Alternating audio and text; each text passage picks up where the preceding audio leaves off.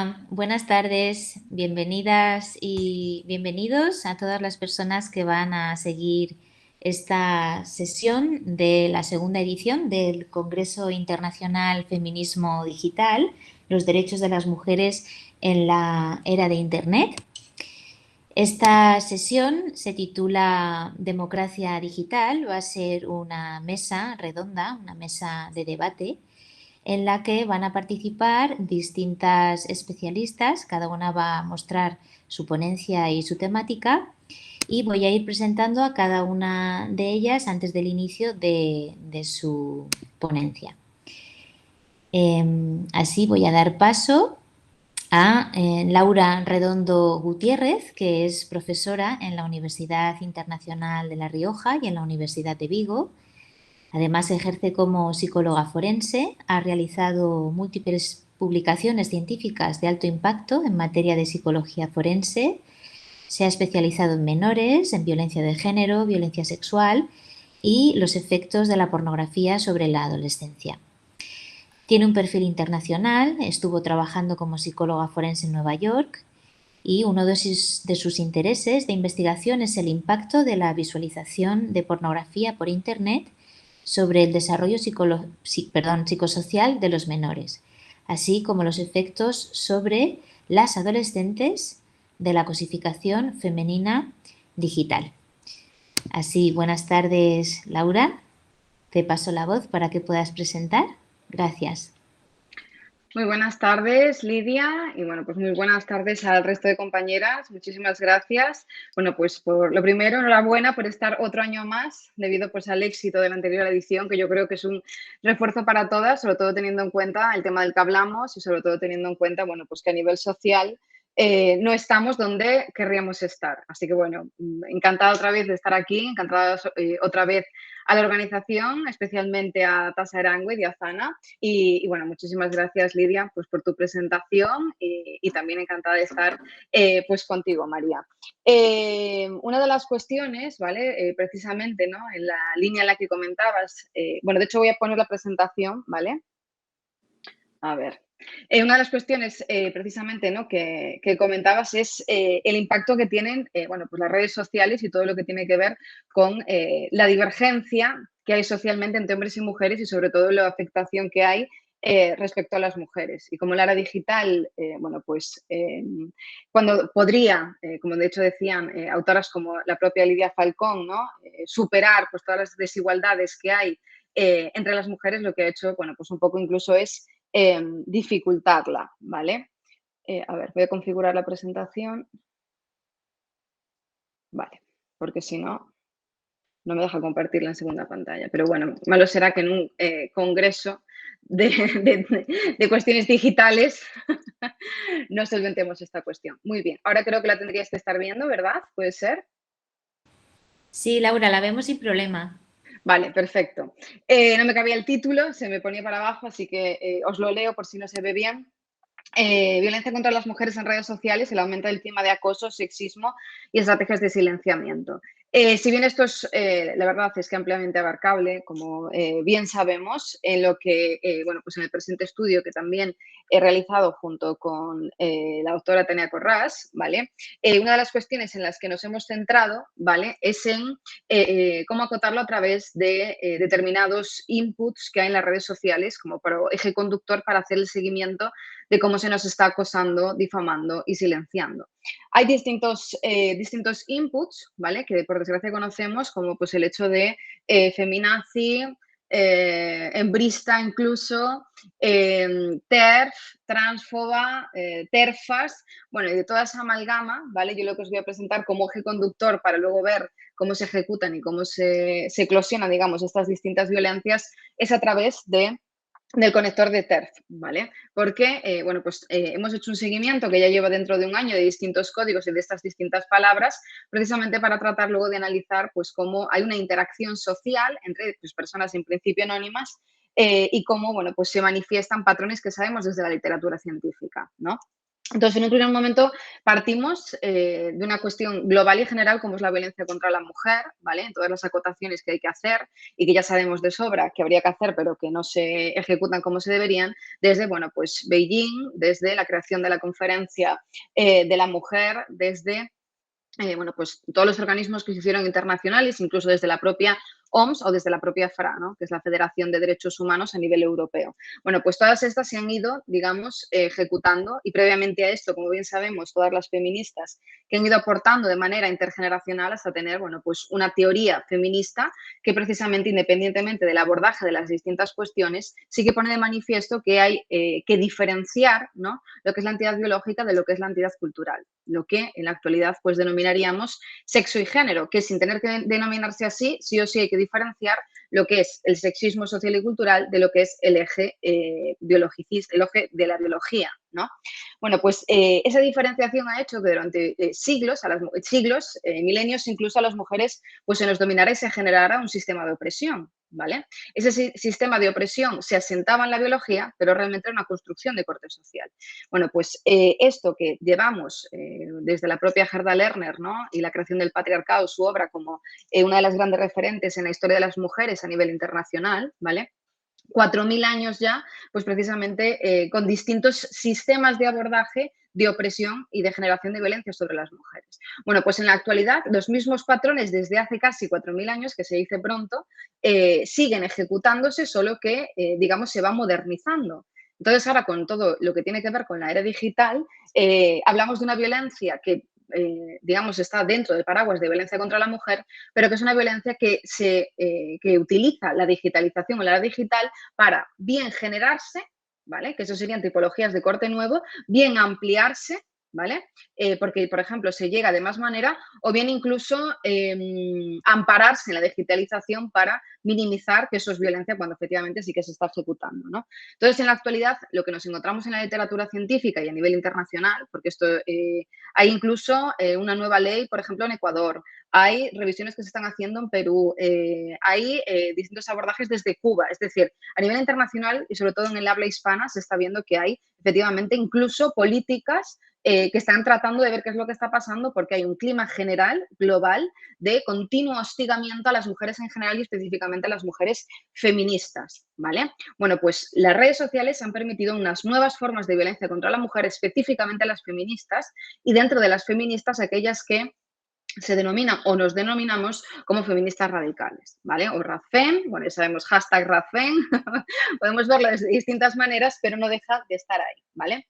De hecho, hasta hace poco, y de hecho es otra de las cuestiones que considero que hemos de estar orgullosas, porque ya sabéis que en España hemos estado monitorizadas y aún seguimos porque nuestro activismo, ¿no? Sobre todo a través de, bueno, pues de plataformas como la Alianza contra el Patriarcado, perdón, empezó la plataforma contra el patriarcado y seguimos con la Alianza contra el Bordado de las Mujeres, donde, bueno, pues precisamente hemos tratado de visibilizar que lo único que se está haciendo en la actualidad, el feminismo actual, es continuar con ese legado de las feministas de diferenciar lo biológico, ¿vale? Que no tiene que ser un fin, con lo social.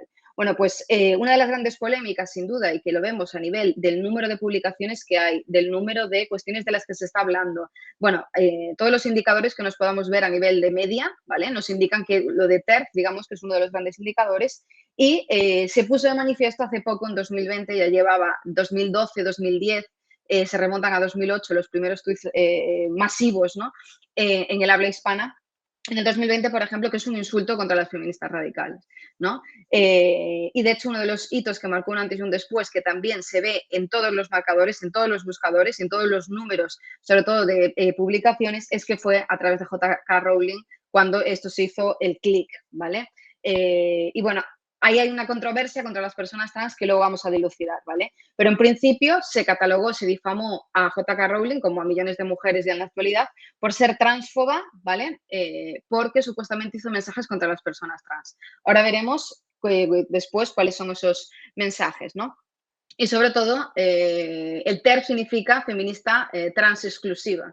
Entonces, ahora veremos qué se refiere con lo de trans exclusión. Y lo que comentaba en un principio fue que el sexo es una realidad, ¿vale? Y que no se puede invisibilizar a las mujeres diciendo que son mujeres menstruantes, ¿vale? Y que solo las mujeres, además, tienen capacidad, mujeres de corte biológico, tienen capacidad de menstruar, ¿vale? Y de gestar y de dar a luz.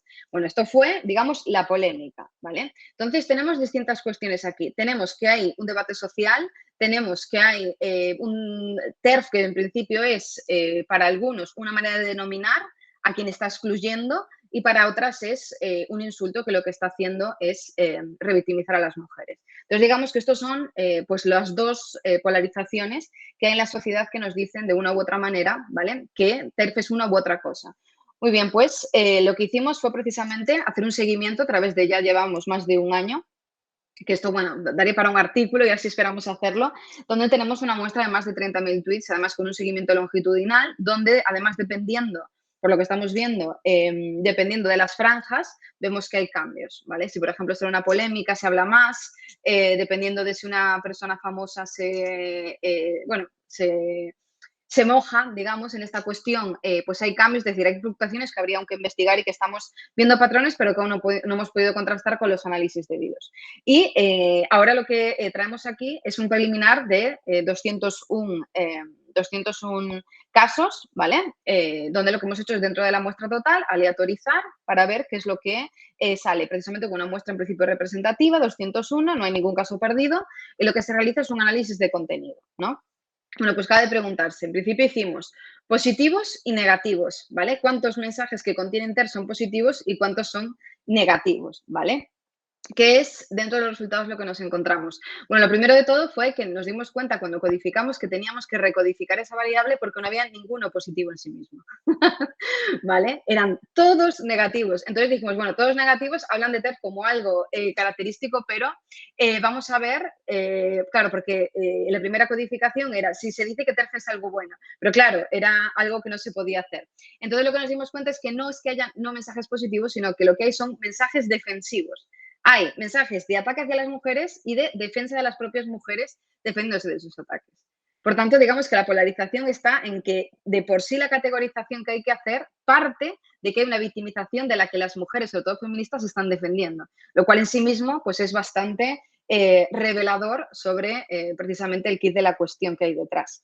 Y esto, además, lo que vimos es que los negativos que eran tres cuartos fácilmente, ¿vale? Y luego veremos que en los que serían defensivos, pues hay de todo, ¿vale? Pero en principio, negativos, además con insultos, como veremos, una alta carga de hostilidad, hay muchísimos. Otra de las cuestiones que es significativa es que también cerca del 70 o incluso más, ¿vale? Son tweets que denotan una falta de capacitación, de formación e incluso una dosis de alta ignorancia sobre lo que suponen cuestiones básicas del feminismo, de la biología, de la ciencia y de la evidencia sobre las temáticas que se están hablando. Entonces, estamos hablando de que masivamente hay una gran ignorancia y que además va de la mano de una gran carga y violencia contra las mujeres a las cuales no se les está dejando además, como veremos, ni siquiera expresarse, ¿vale? Entonces aquí entramos en lo cualitativo, porque podríamos decir positivos, negativos o solo son negativos, o podríamos decir no, la carga, connotación es negativa, pero sí que hay algunos que son positivos y que, bueno, pues tienen incluso alguna carga de corte positivo, pero bueno, no del todo, ¿vale? Y el análisis que hicimos fue, dentro de los resultados, de ver qué es lo que se está diciendo, qué es lo que se está manifestando cuando se utiliza esto de TERF, ¿vale? Lo que vemos en general son altos niveles de hostilidad, ¿vale? Aquí los ejemplificamos, pero se solapan, ¿vale? No voy a aguantar ni un puto comentario TERF en mi timeline, tenedlo claro, joder, que me ponéis de los nervios subnormales.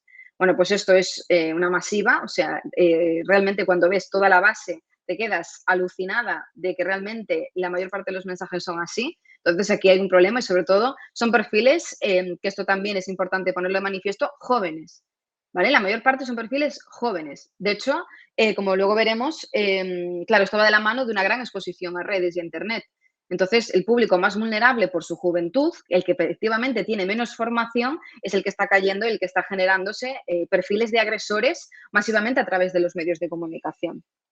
Luego hay diferencias sobre violencia física, test que veo, test que pateo, daily tweet. O sea, todos los días pues pone un tweet y vamos a patear a TERF. TERF, insisto, referido a las feministas que defienden que hay un sexo biológico por el cual es la raíz de la opresión, como lleva el feminismo defendiendo desde su nacimiento, y que el género es una construcción social, es decir, que hay un sexismo social, es decir, algo básico. No es ni siquiera que haya ningún tipo de manifestación diferente, no, no. Quienes simplemente dicen que hay una biología que es el sexo, la base de la opresión, y un género o rol social sexista, ¿vale? No hay más, por si alguien lo duda. Y solo por decir eso, todo esto, ¿vale? Para que veamos también la desproporcionalidad, porque obviamente subyacen otras cuestiones. Luego hay bastantes de cancelación y ostracismo, ¿vale? Las TER se callarán algún día, lo de callarse y no dejar que nos expresemos, un silenciamiento brutal, también es una de las cuestiones más grandes que hay ahí, ¿vale? Mensajes como una cosa os voy a decir, si subís mierdas TERF, que de hecho siempre dicen mierdas TERF, lobbies TERF, gentuza TERF, es decir, utilizan el TERF como un abanico de personas no gratas, ¿no? Yo automáticamente voy a bloquearos, tengo muy poca paciencia, lo hago en beneficio de mi salud mental, que soltáis cada soplapollez. Estas soplapolleces, ¿vale? Y estas cuestiones que tanto les revuelven son cuestiones tan básicas como el sexo existe, ¿vale? Y fijaos lo que genera, bueno, pues en esta muestra, ¿no?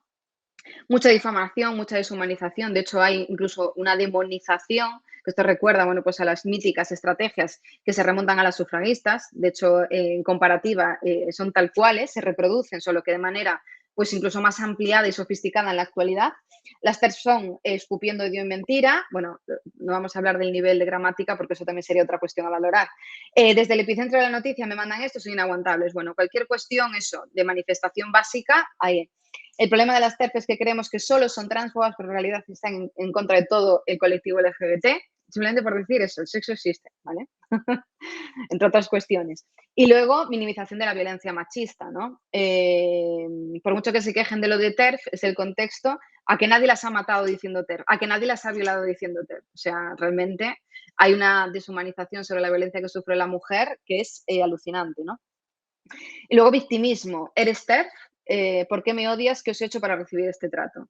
Es decir, hay muchos mensajes que ponen a este supuesto colectivo TERF, que es totalmente en este caso una mujer de paja, ¿vale? Que se lo han creado como pues, el foco de todos sus problemas y el foco de toda su ira, y no deja de ser un desplazamiento de problemáticas, por supuesto, sociales y por otro lado de, bueno, pues el propio odio y la misoginia social que está canalizada en este momento hasta aquí, ¿no?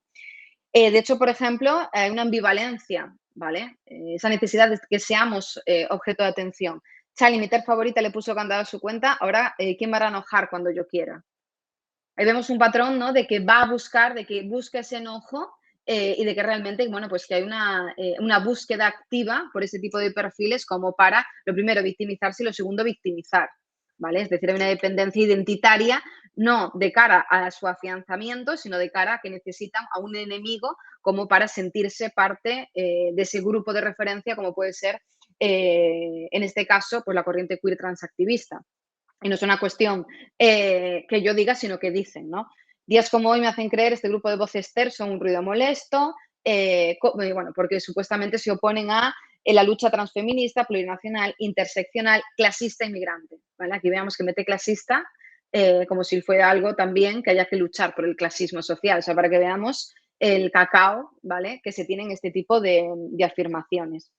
Y luego, por supuesto, hay una magnificación de una violencia para minimizar la violencia contra la mujer, ¿no? Es decir, yo soy más víctima que nadie, hay una población que es más víctima que las mujeres, no deja de ser un nuevo y más sofisticado sistema de negacionismo de la violencia, de oscurantismo respecto a la magnitud que tiene la violencia contra la mujer. O sea, que no deja de ser una nueva forma de discurso social sexista. No entiendo el movimiento TERF, se manifiestan por la no ley trans, las chicas trans sufren doble discriminación, a ver si nos enteramos ya. Es decir, ¿cómo las mujeres os manifestáis? Sí, las mujeres trans, por esto de la interseccionalidad, ¿no? Que Tasha Aranguez tiene un trabajo maravilloso, precisamente, ¿no? Que multiplican por 3, pero esa multiplicación no tiene nada que ver con la evidencia científica. Es porque lo que hacen es sumar distintas opresiones que además no viven.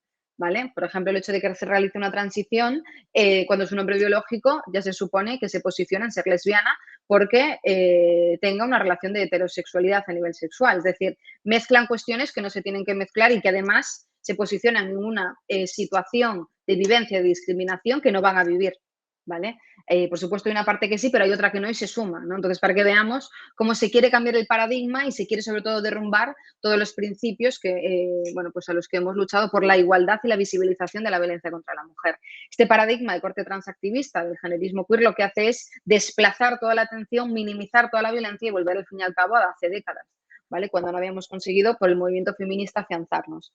Y luego, por supuesto, reconocen que lo que están ejecutando algunos es violencia, es decir, aquí no es una cuestión, que esto es muy parecido a perfiles de agresores, por cierto, de género. TERF es un insulto, pero ni que insultar estuviese malo, ¿no? Sí, bueno, yo le pego una bofetada a mi mujer, pero vamos a ver cómo que no, esto como que no es bueno. Si hace algo, yo tendré que hacer algo. Es decir, si lo comparamos con la violencia machista tradicional, hay muchísimas analogías, ¿no?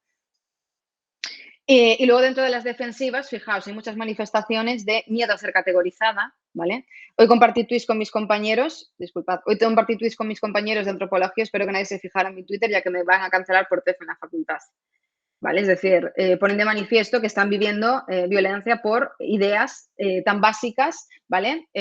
Además en antropología tan básicas como las que comentaba.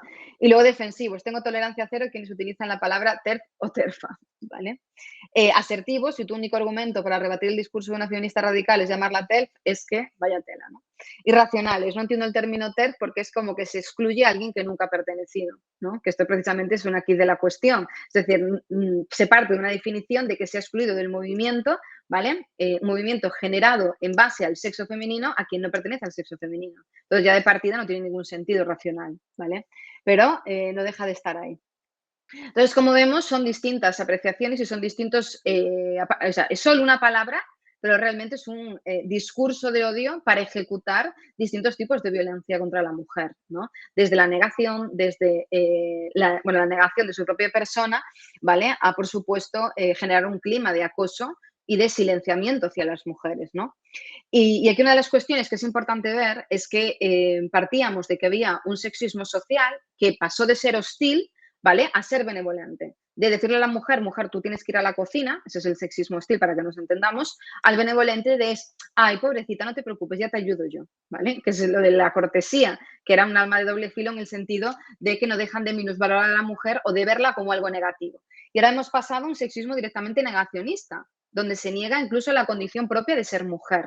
¿Vale? Cualquiera puede serlo por su mera manifestación, excepto las mujeres, que sus vivencias deben ser silenciadas porque es que si no es transfobia. Entonces es un sistema discursivo, ¿vale? Que por supuesto es parte de la violencia machista, ¿vale? Que lo que hace es desplazar la violencia contra la mujer, toda la visibilización que ha habido de esta problemática, que lo que hace además es conculcar y tratar de neutralizar décadas de avance sobre la igualdad y que además crea una categoría de mayor violencia y discriminación de la mujer que en principio es simulada, porque sin, por supuestísimo, minusvalorar todas las violencias que viven las personas transexuales y homosexuales, así como bisexuales, ¿vale? Que por supuesto hay que atajarlas, se está magnificando unas en deterioro de otras. Y eso, por supuesto, no podemos pensarlo ni ser ingenuas en que no tiene un fin cuando es algo masivo a nivel internacional y cuando parte de Estados Unidos, ¿vale? Y cuando además va de la mano de muchos intereses pues, de corte político y económico, ¿vale? Y no es la hipótesis de la sospecha, son hechos, es la realidad, lo que hay que hacer es contrastarla, ¿vale? Y tomar medidas, porque obviamente esto cada vez más también se ve en la revisión, va peor. Hay más personas defensivas, pero también bueno, pues están crecidos porque no hay un posicionamiento en contra social, pues también puede ir en aumento. Y por supuesto hay una gran deshumanización a las mujeres, sobre todo a las feministas, una deslegitimación de sus voces, lo cual también tiene que ver con la propia censura, persecución, acoso e incluso, bueno, pues despido, ¿vale? Despido de incluso sus puestos de trabajo, ¿no?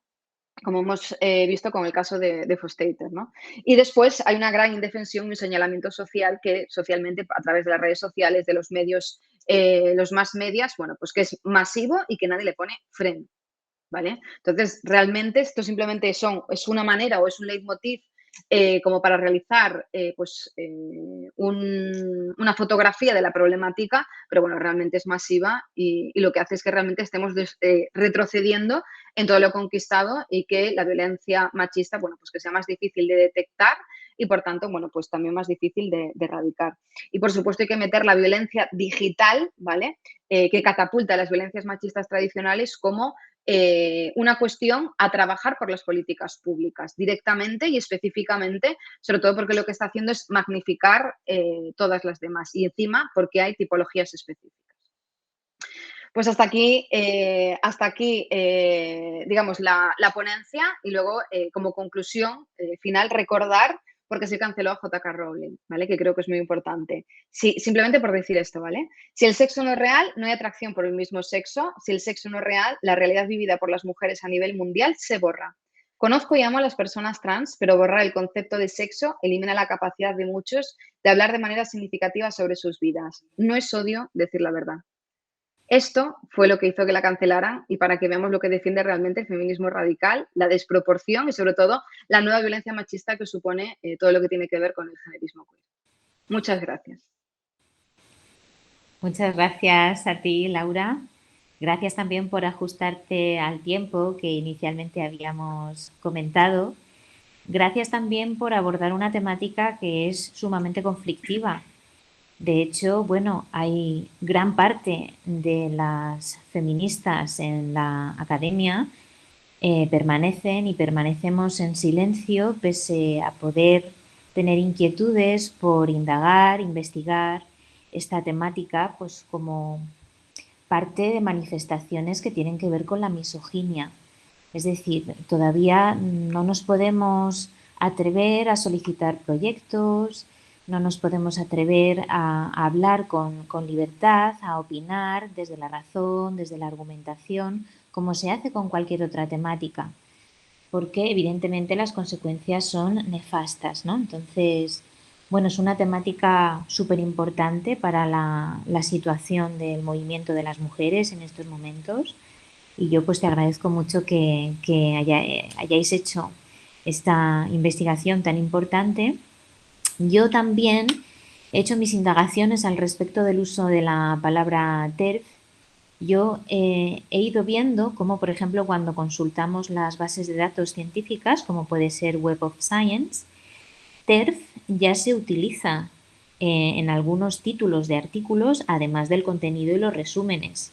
Es decir, es una palabra que está normalizada dentro del ámbito académico.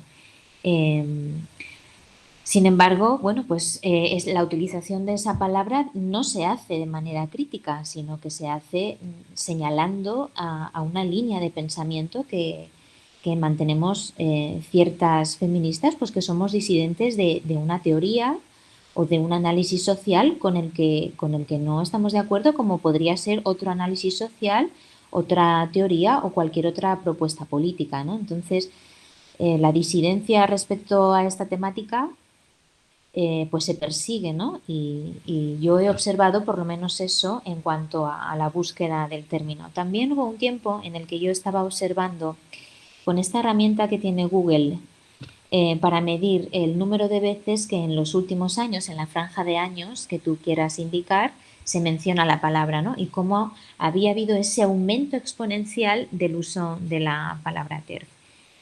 Y bueno, los análisis de contenido en estos momentos son súper importantes para cantidad de cosas. Hablábamos en otra sesión sobre el contenido de la pornografía, sobre cómo la pornografía está presente en toda la cultura de masas. Y bueno, pues evidentemente que a las situaciones de las mujeres en el ámbito de la sociedad digital nos interesa seguir haciendo análisis de contenido de manera permanente.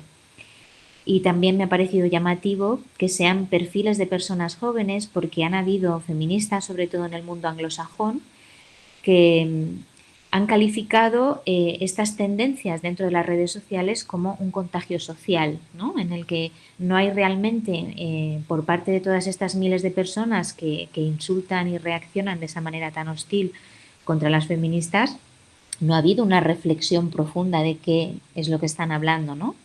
Y bueno, pues importante todas las dimensiones de la violencia que has comentado. Así que bueno, vamos a pasar a la siguiente presentación que lleva por título Los derechos de las mujeres en la cultura de la cancelación y va a ser Tasia Aránguez quien presente la ponencia. Tasia es profesora en el Departamento de Filosofía del Derecho de la Universidad de Granada. Coordina el proyecto Los derechos de las mujeres en la sociedad digital, que es el que nos ha permitido la organización de este congreso y sus publicaciones. Es doctora en Derecho y licenciada tanto en esta materia como en Filosofía. Recibió el Premio de Investigaciones Feministas del Instituto Aragonés de la Mujer y cuenta con publicaciones científicas sobre teoría feminista, destacando sus trabajos sobre abolición de la pornografía digital y sobre la libertad de expresión en redes sociales. Es columnista en Tribuna Feminista y en otros medios. Es integrante de la Unidad de Excelencia de la Sociedad Digital de la Universidad de Granada. Y bueno, tras esta breve presentación te paso la palabra, Tasia. Hola, pues nada, yo estoy encantada en primer lugar de estar aquí. Muchas gracias, Lidia, por la presentación. He estado muy atenta a la exposición de mi compañera Laura Redondo y realmente el tema que yo traigo es un tema que continúa, ¿no?, en la línea de lo que ha expuesto Laura Redondo, porque el tema yo creo que tiene muchos puntos en común, lo que voy a presentar. El tema del que yo voy a hablar es sobre las redes sociales y cómo opera la censura contra las mujeres en las redes sociales. Eso es de lo que voy a hablar, pero desde el punto de vista del derecho. Ese es el tema que voy a tratar. Lo primero que hay que saber es que debido al número tan amplio que hay de comentarios en Twitter, en Facebook, en las redes sociales, las plataformas como Twitter, Facebook, Instagram o TikTok o YouTube cuentan con unos mecanismos de autorregulación, que son unos mecanismos que permiten limitar a la propia empresa los contenidos que sean ilegales o nocivos, es decir, contenidos que sean contrarios a la propia legislación o que la plataforma juzgue contrarios a los códigos de conducta, que son unos códigos, una normativa interna que tiene la propia plataforma de qué se trate y en la que señala qué conductas, qué elementos no se van a permitir dentro de la plataforma. ¿Y cómo funciona en este mecanismo de autorregulación? Como la moderación de la propia plataforma no podría analizar cientos de miles de comentarios diarios, millones de comentarios diarios, no podría, es imposible, pues eso a priori, digamos, antes de que se publique, lo que pasa es que se publica todo y luego las personas usuarias de cada plataforma pueden denunciar esos contenidos si consideran que contravienen la legislación o bien los códigos de conducta de la propia plataforma. Y luego ya las personas moderadoras las observan y analizan y ya pueden retirarlos o borrarlos.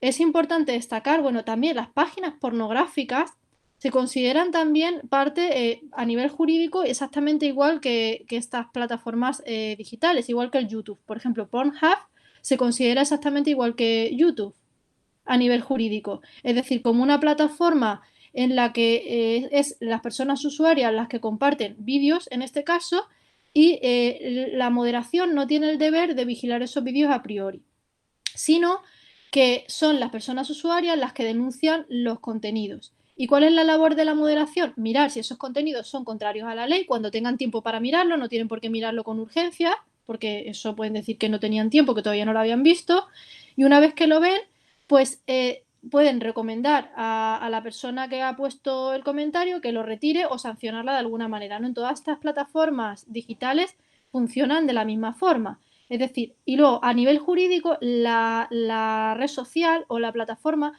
no tiene responsabilidad por los contenidos que tiene. Por ejemplo, pongamos que hay un vídeo de pornografía infantil en Internet. ¿Eso significa que el Pornhub va a tener responsabilidad jurídica por haber tenido alojado ese vídeo? No. ¿Por qué no? Porque una vez que se detecta que está ese vídeo y efectivamente se lo dice alguien a la plataforma y la plataforma tiene tiempo como para mirarlo, entonces se supone que debe tomar algún tipo de medida y ahí podría tener algún tipo de responsabilidad jurídica por no reaccionar. O si se le ha notificado que, por ejemplo, incluye porno de venganza y son imágenes ilegales. Pero lo más habitual es que la plataforma no tenga ningún tipo de responsabilidad jurídica, salvo que se niega a desoír una sentencia judicial o una llamada de atención por parte de una autoridad. Hay países en los que hay autoridades administrativas, como es el caso de Reino Unido o de Australia, en los que pueden revisar esas autoridades administrativas, pueden revisar los contenidos, por ejemplo, de las páginas pornográficas, indicarle a las páginas web que tienen que bloquear determinados contenidos. Entonces, claro, si una autoridad te dice que retires un contenido porque es ilegal, no puedes no retirarlo y ahí tu página sí puede tener una responsabilidad jurídica por el contenido. pero se ve cómo funciona el sistema, ¿no?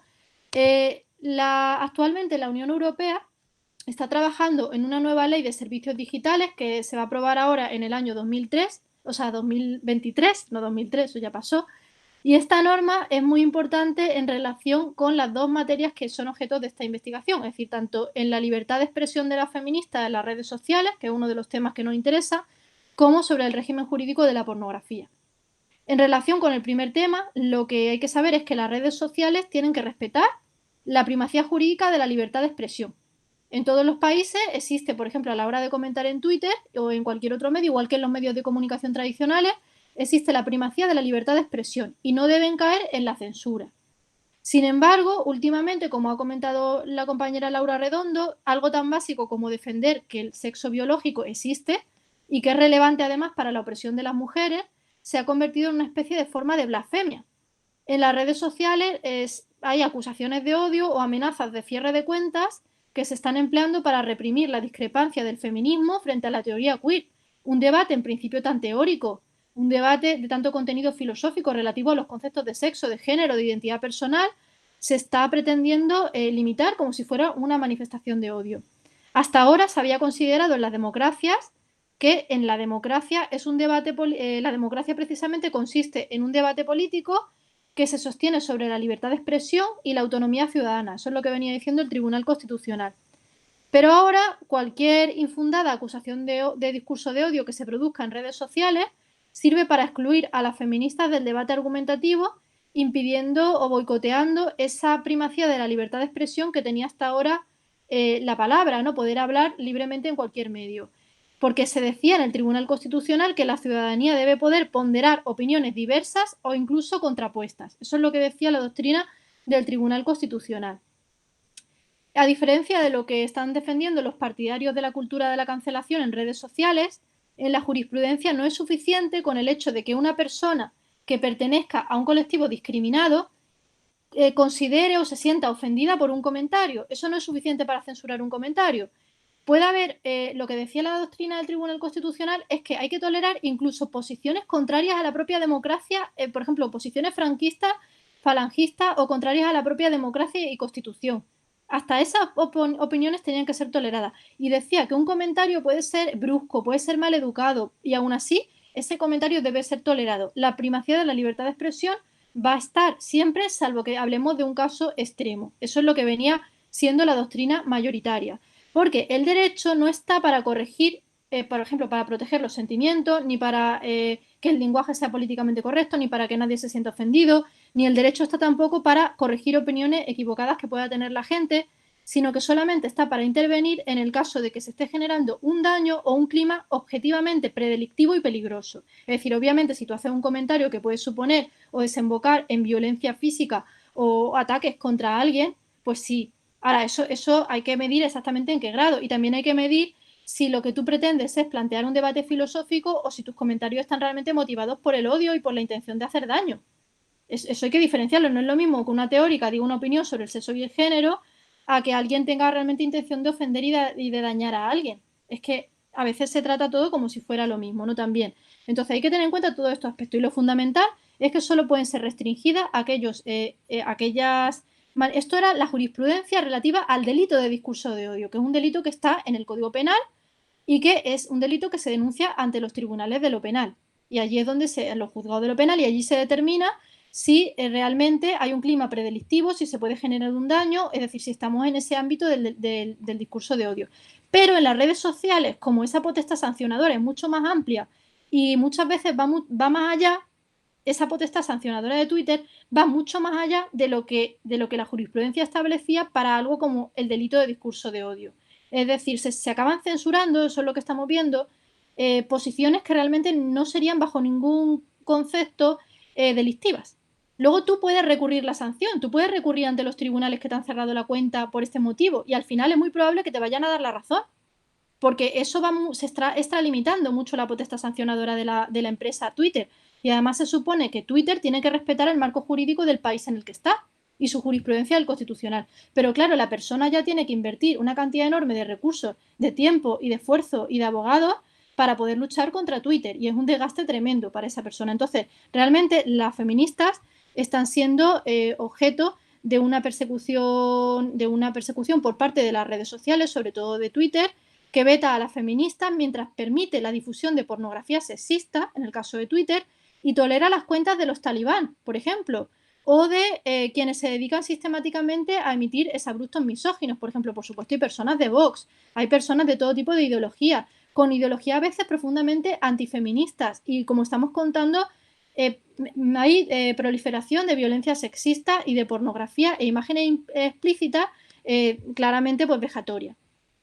En relación con la pornografía, las web, eso ya es otro tema, ¿no? Pero conectado a este, las web que la contienen se excusan en que son meras alojadoras de contenido y así quedan liberadas de toda responsabilidad jurídica por alojar vídeos de menores, vejaciones degradantes, violaciones o imágenes que son producto de la trata de mujeres para la explotación sexual. Y la justificación de esta permisividad hacia las páginas, la que esgrime nuestra propia normativa europea, y la que esgrime la normativa estadounidense, en la que la normativa europea se ha inspirado, es que esas páginas forman parte del sector de la información y del entretenimiento, es decir, que tienen un propósito de servir a la libertad de expresión y de la información. Es para que veamos la doble vara de medir que hay. La misoginia es libertad de expresión, mientras que nuestra verdadera y auténtica libertad de expresión, protegida por la jurisprudencia del Tribunal Constitucional, se considera odio sin ningún tipo de análisis. Eso es quería que viéramos este contraste. Se considera que es equivalente lo que hace Pornhub que YouTube, por ejemplo, que son igualmente merecedores, tanto Pornhub como YouTube, de esa protección y de ese especial régimen de responsabilidad jurídica que hace que se libren de todo tipo de pago y que no tengan que moderar contenidos de antemano, porque eso supondría una inversión enorme de dinero y les eximen de esa obligación porque se supone que son sector de la libertad y del entretenimiento y de la información. ¿Qué información? Ni qué entretenimiento. Estamos hablando de algo que se utiliza para un propósito muy concreto, un propósito onanista, en el caso de la pornografía. Sin embargo, la misma Unión Europea, que en esta directiva, por ejemplo, que se va a aprobar, se preocupa de la propaganda online de tabaco o por la proliferación de noticias falsas, para que veamos, o incluso del alcohol o del juego, se preocupa por todo esto. Sin embargo, la pornografía le parece algo... ni siquiera la trata de una manera distinta, como diciendo, vale, pues es algo distinto a entretenimiento, habría que perseguirlo. Entonces, estamos ante un fenómeno que merecería un régimen jurídico específico para proteger a las mujeres, a los menores, a todas estas mujeres explotadas, víctimas de la trata para la explotación, a las mujeres a las que le roban imágenes, hablamos de delitos muy serios y, sin embargo, pues vemos que en Internet libertad de expresión es lo que los hombres misóginos consideran que es. Bueno, pues ya con esto hemos terminado con esta ponencia. Espero que os haya resultado interesante.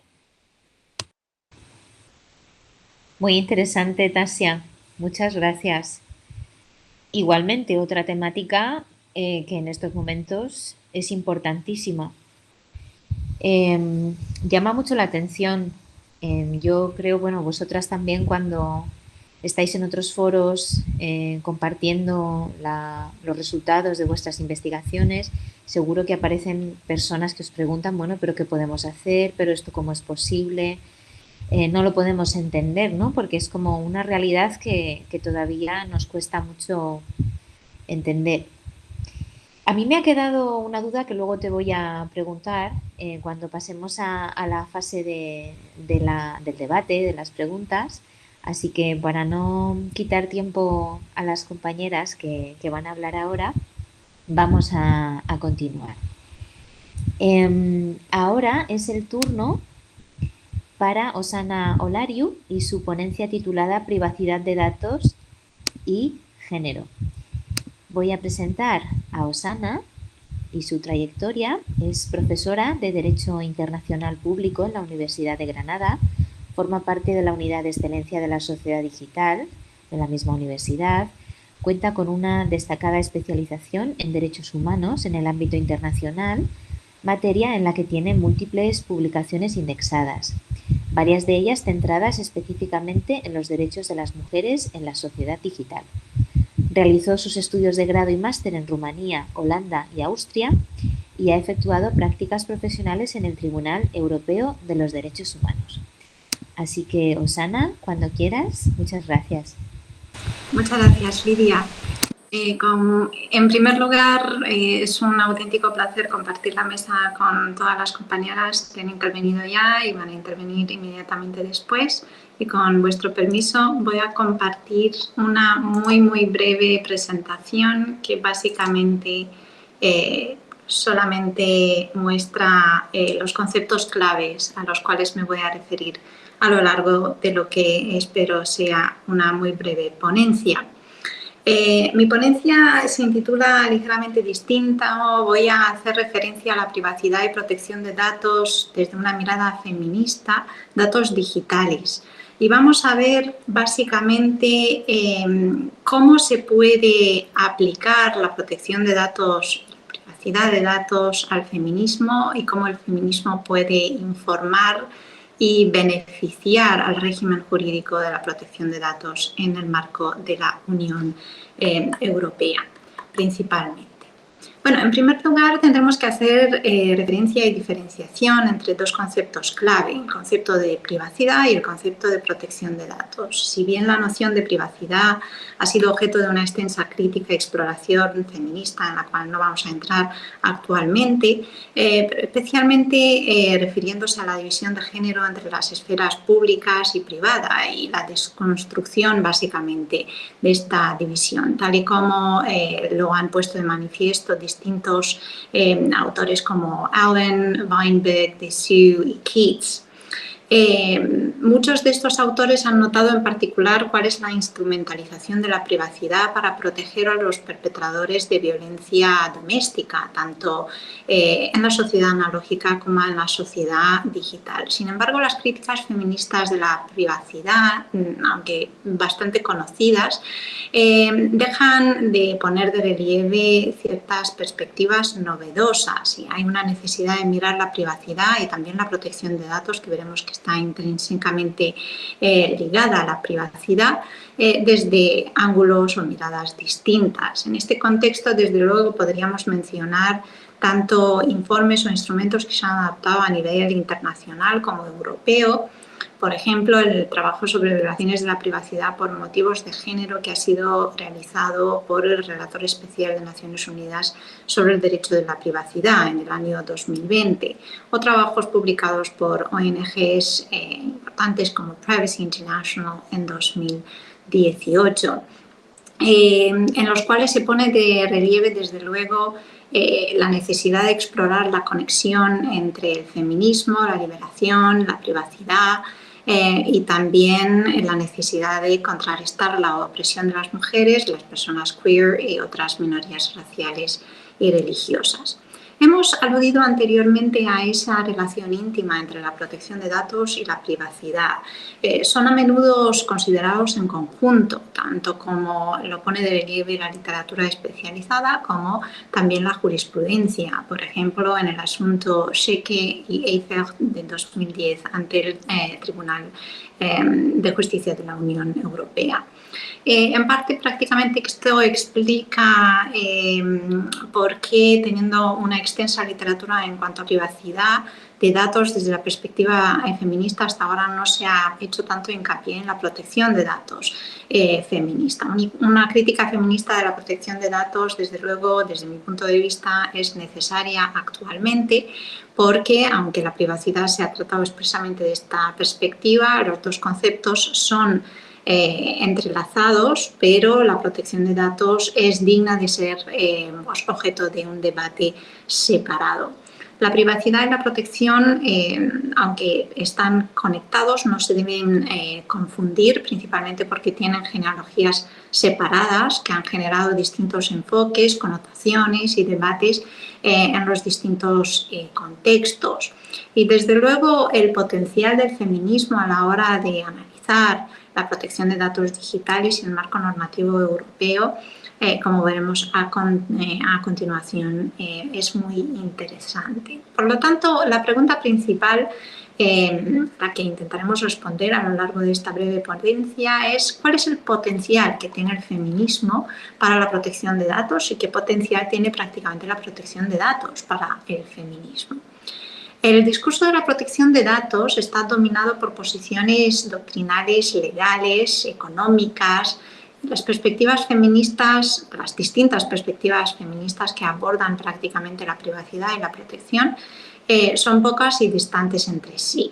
Esta pregunta que acabamos de mencionar la vamos a abordar a lo largo de la ponencia basándonos en una comprensión amplia del feminismo, no solamente centrándonos en la cuestión de género, sino también, dado que el género está incrustado en una variedad de formaciones sociales, políticas, culturales, ideológicas, tal y como lo señala Davis, también vamos a ampliar el contexto de los feminismos del dato, prácticamente viendo no solamente las cuestiones de género, sino también sexismo, patriarcado, simultáneamente otras formas de opresión como el racismo, el neocolonialismo e incluso el capitalismo.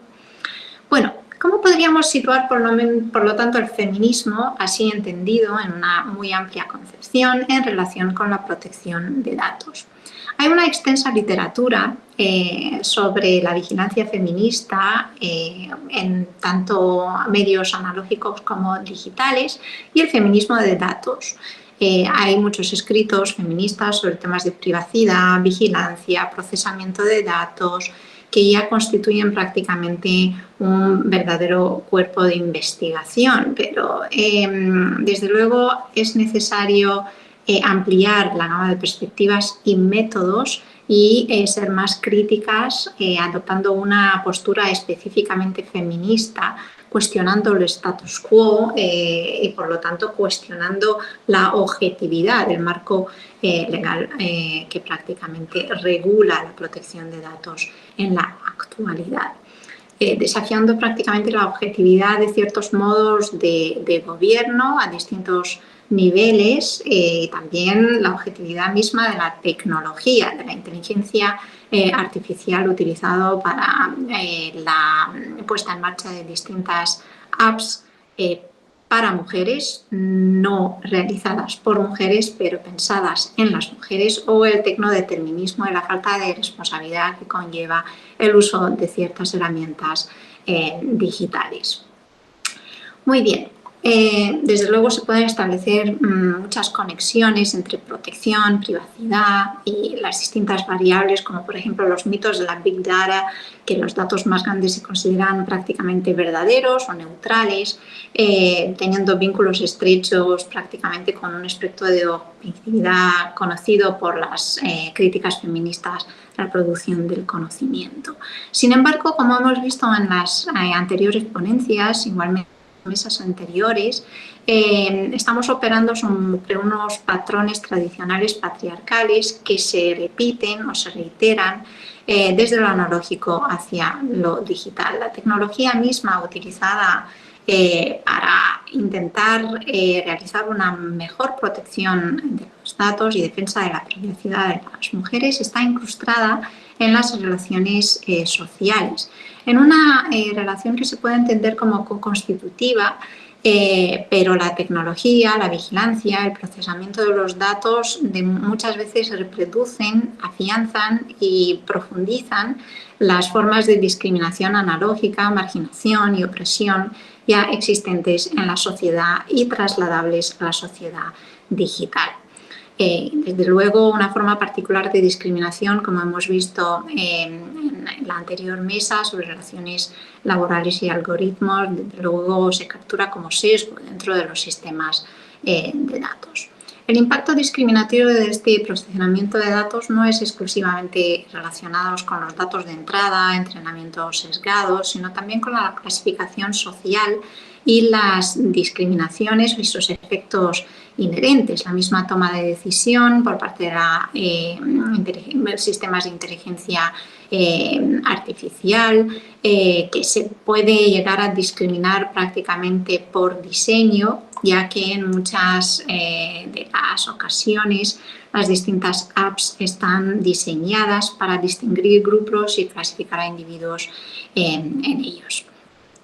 Desde luego, el campo del conocimiento se va ampliando y hay pues, muchas tecnologías que deberían desde un punto de vista feminista oponerse por completo en lugar de simplemente hacerse más inclusivas y más precisas. Pensemos, por ejemplo, en el reconocimiento facial o en los distintos apps que utilizan las mujeres para, por ejemplo,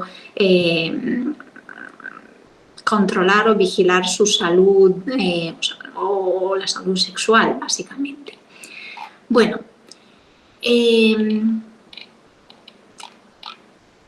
hay otros aspectos que afectan a las mujeres, también a otros grupos marginados, que han sido prácticamente enfocados durante demasiado tiempo desde una mirada blanca y masculina, que no solamente prácticamente ha conducido a autorregulación, sino también a la forma en la que se ha diseñado el marco normativo de la protección de datos en territorio europeo. Desde luego, el Reglamento General de Protección de Datos adoptado no tan recientemente en el marco de la Unión Europea es un buen ejemplo.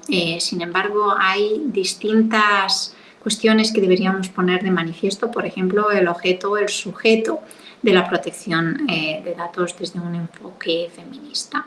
Bueno, antes de entrar en estos detalles me gustaría referirme no solamente a la vigilancia, sino también de forma más centrada en el tratamiento de datos, en la protección de datos desde una crítica feminista. Desde luego, las intervenciones feministas han sido bastante vocales a la hora de analizar la dinámica del procesamiento de datos y los peligros, resultados que dicho procesamiento de datos digitales puede producir. Sin embargo, raramente se ha comprometido en un análisis exhaustivo, explícito, sobre la protección de datos, con la excepción de autores como Peña Barón o Suárez González, en sus artículos recién publicados en el año 2019. Sin embargo, en el contexto legal europeo y en el particular en la normativa anteriormente mencionada, el Reglamento General de Protección de Datos, se ha interpretado la protección de datos de muchas maneras distintas y a veces contradictorias. Para entender la protección de datos como tal, especialmente en el contexto europeo, quizá deberíamos hacer cierta referencia a los orígenes de la protección de datos en sí. El discurso sobre la protección de datos en Europa, desde luego, tiene un gran recorrido. Se inició en la década de los años 60 con la introducción del tratamiento de datos en el servicio público y marcado desde aquel momento por una dimensión internacional.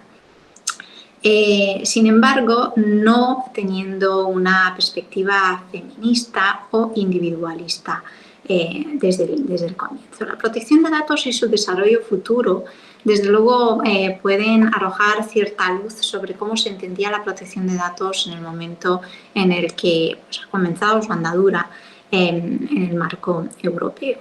Se consideraba básicamente un compañero necesario del procesamiento de datos debido a la asimetría del poder inherente. Y la asimetría del poder y el concepto de poder en el marco de la protección y privacidad de datos en la sociedad digital es un aspecto clave al que me gustaría volver posteriormente.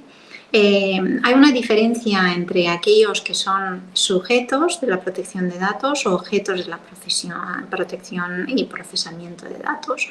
Ese desequilibrio del poder entre quienes procesan y controlan los datos y aquellos cuyos datos se protegen y se procesan, desde luego, y el objeto de la protección, se protege el dato, se protege la persona a la cual pertenecen los datos. Desde luego, hay mucha literatura que reconoce que el procesamiento de datos puede tener efectos adversos tanto en los individuos como en la sociedad en su conjunto, y esa dimensión individual y estructural de la protección de datos es digna de merecer más atención, pero nos centraremos más en ello, más bien en la publicación.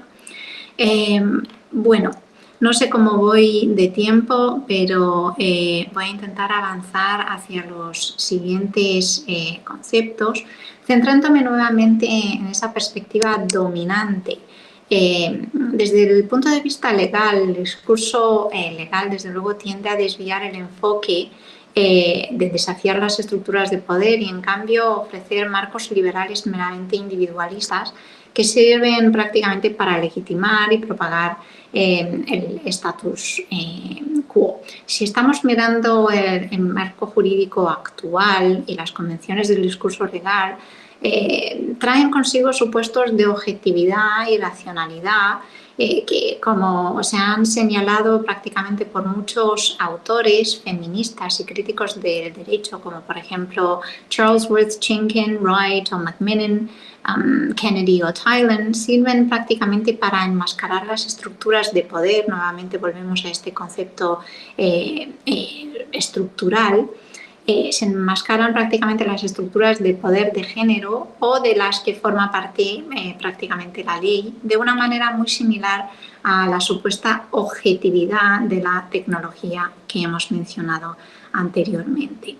Es imprescindible, teniendo en cuenta esta opacidad prácticamente o esta falta de transdisciplinariedad en el diseño mismo de la normativa jurídica, ofrecer una crítica feminista de la protección de datos, centrándonos no solamente en categorías como género, sino también raza, clase, ampliando las ideas feministas también sobre el análisis mismo de la identidad de la persona. Ya nos hemos referido a esa diferenciación entre sujeto y objeto.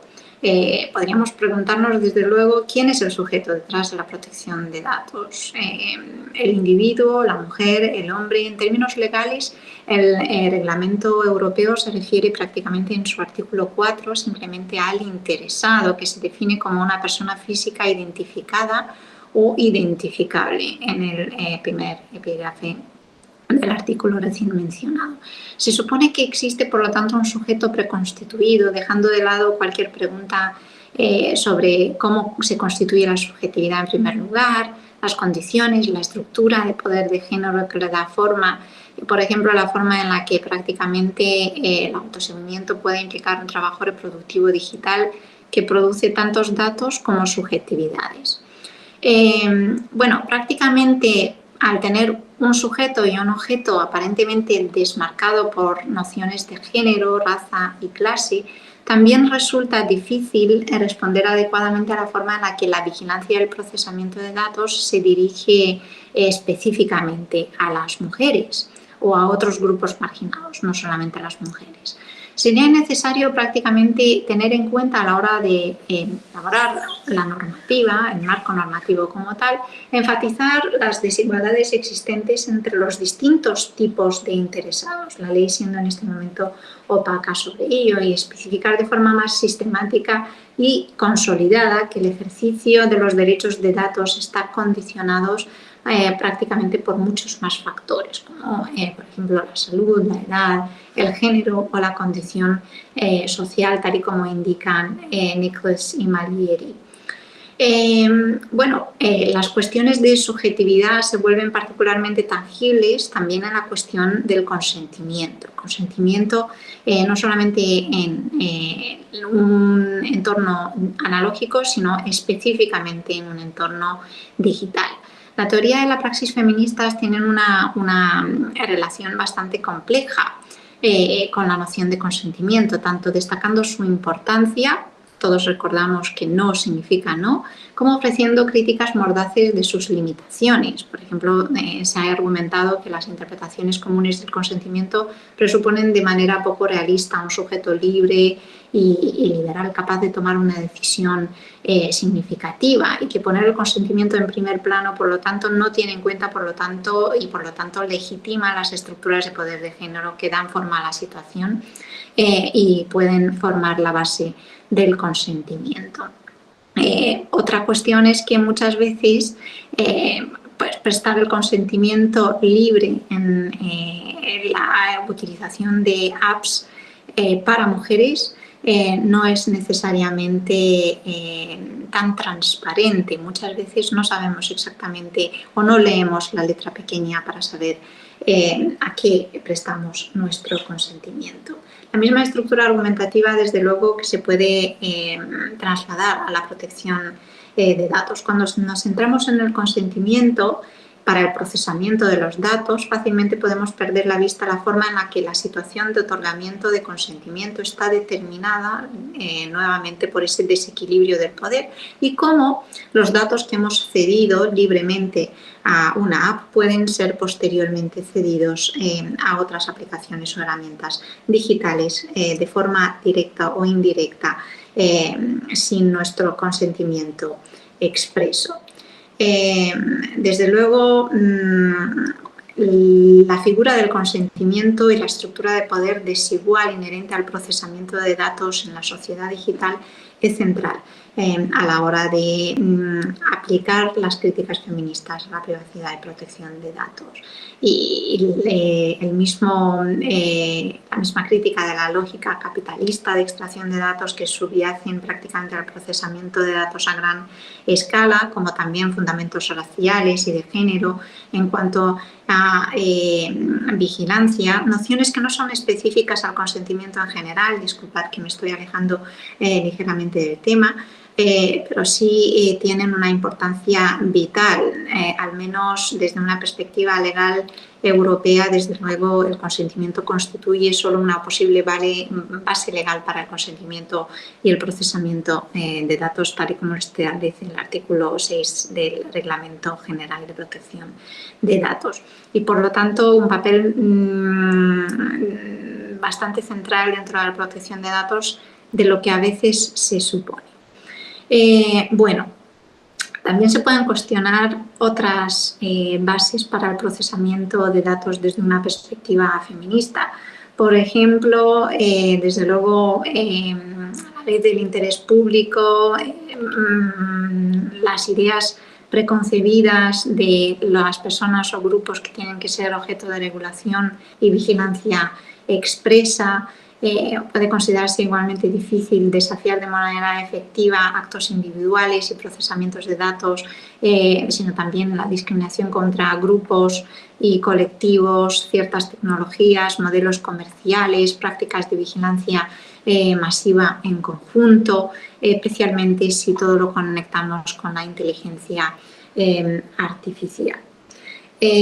Bueno, hoy en día las operaciones de procesamiento de datos desde luego son hipercomplejas y se pueden fácilmente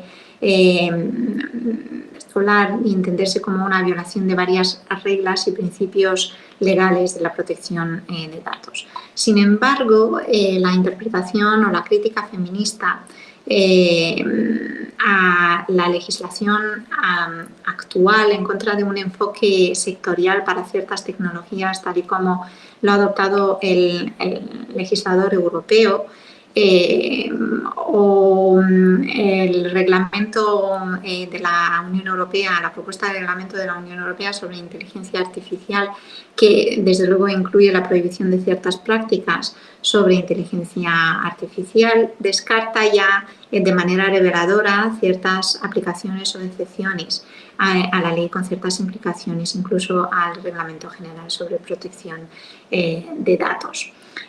Cuestiones, no obstante, ligadas a la transparencia, equidad, precisión, que son centrales en el discurso liberal de protección de datos, no obstante, tienen que ser ligadas a las preocupaciones feministas más fundacionales sobre la forma en la que las tecnologías, como el reconocimiento de género automatizada, prácticamente afianzan puntos de vista cisnormativos de género como legible.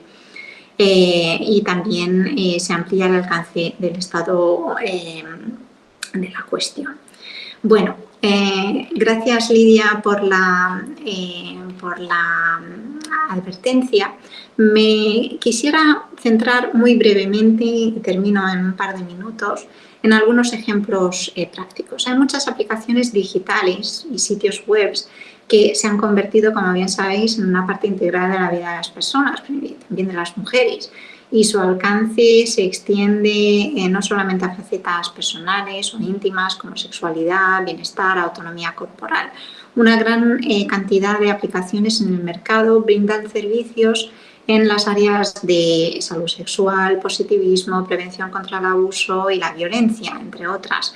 Me vienen desde luego ejemplos como la aplicación Ruby, desarrollada para proporcionar a las mujeres una forma de realizar un seguimiento de su salud sexual, Nurture, Maya, Furly, algunos ejemplos básicos.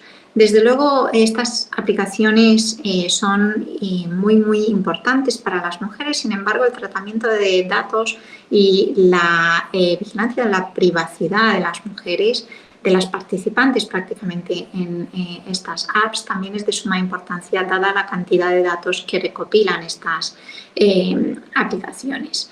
Prácticamente muchas de estas apps no cumplen con las normas básicas establecidas en el Reglamento General de Protección de Datos. Y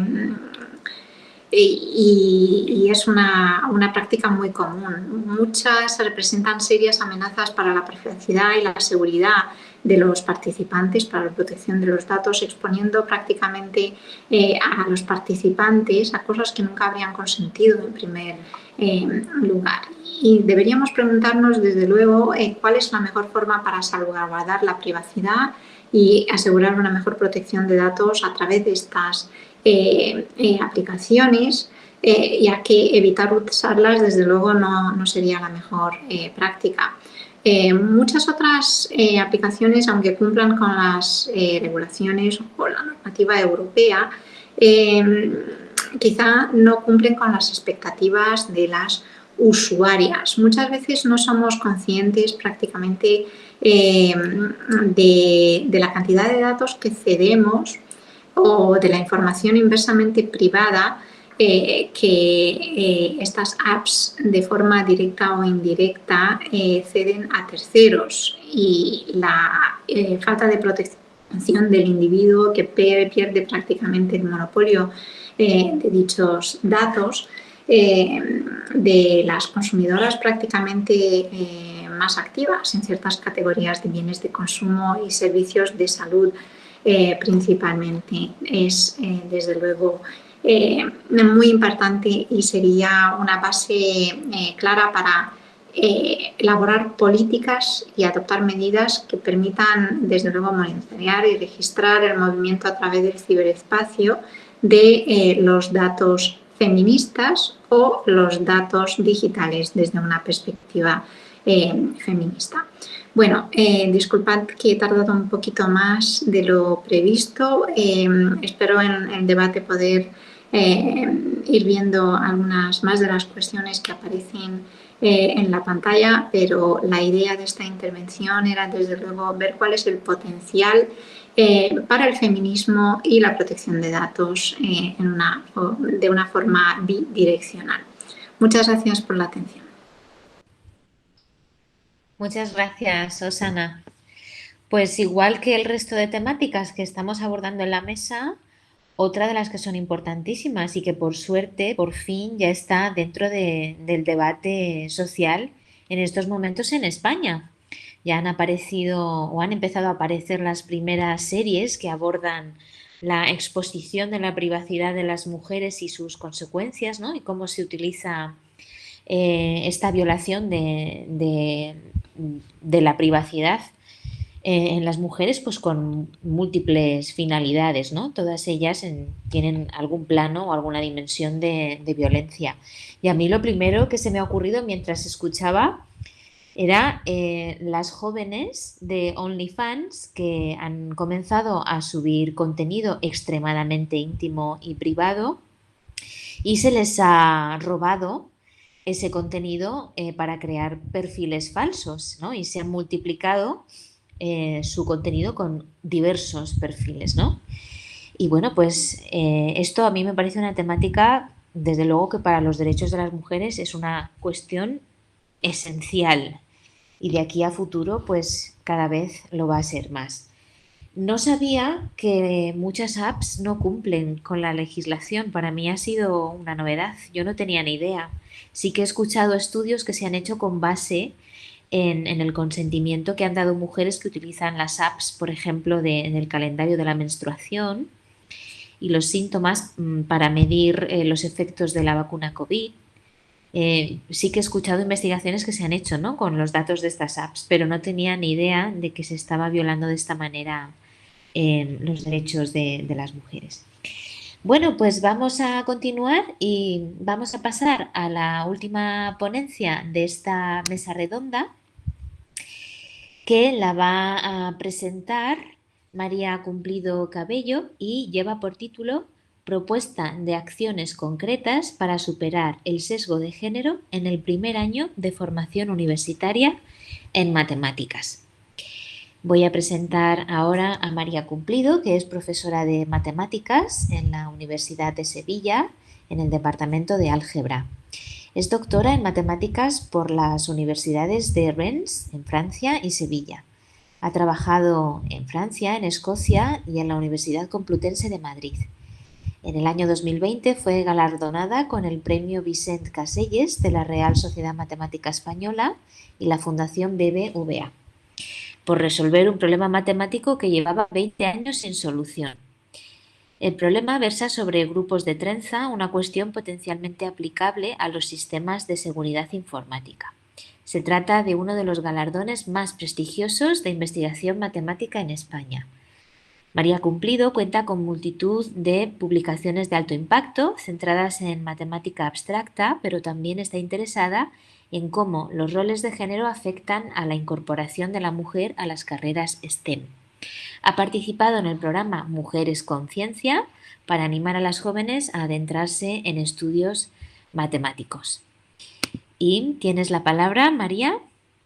Pues muchísimas gracias, Lidia, por esa presentación tan generosa y por invitarme a participar. Yo siempre me siento muy chiquitita cuando os oigo hablar, porque yo tengo muy poca formación en ciencias sociales y encantada de que me dejéis participar.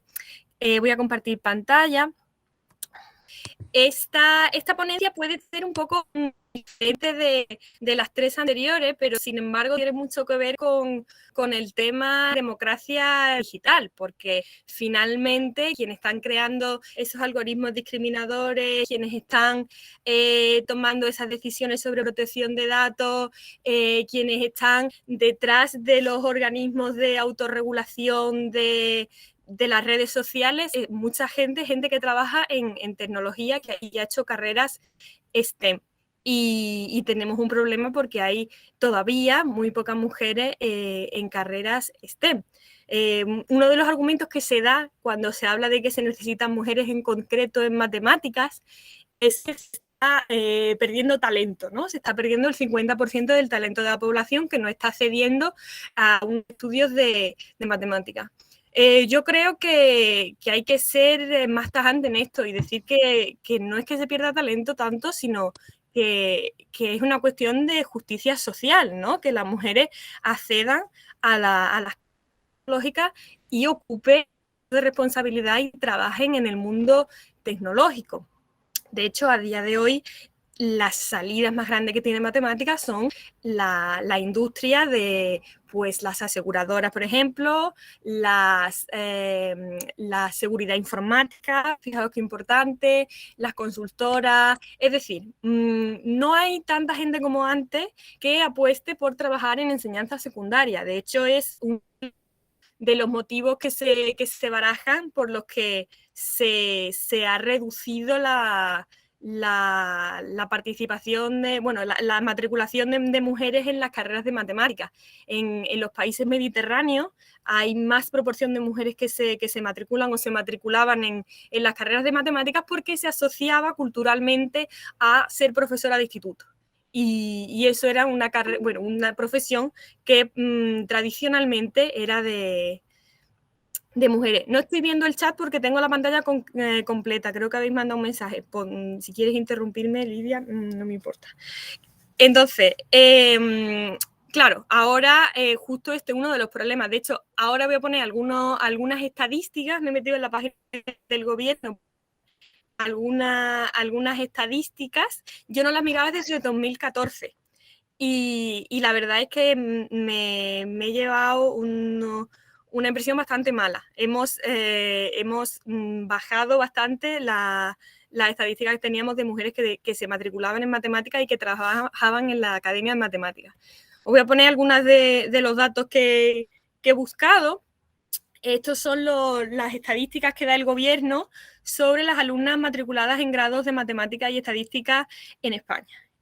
El único sitio donde en los últimos 6 años, los datos son de los últimos 6 años, como podéis, 7 años, el único sitio donde se matriculan más mujeres que hombres, unas poquitas más, poquito más de 50%,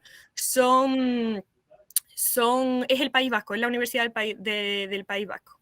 Y además, en las universidades que tienen más grado tecnológico, como puede ser la UPC, que oferta muchos dobles grados de matemática y tecnología, o las universidades de Madrid y también la Universidad de Estancia, el número de mujeres que se matriculan en matemáticas baja, estamos hablando de porcentajes del 20%, ¿no? Porcentajes muy malos. Y han bajado bastante desde el año 2014. De hecho, bueno, aquí se ve, han subido, no, bajado, se ve cómo han bajado el número de matriculadas mujeres en proporción.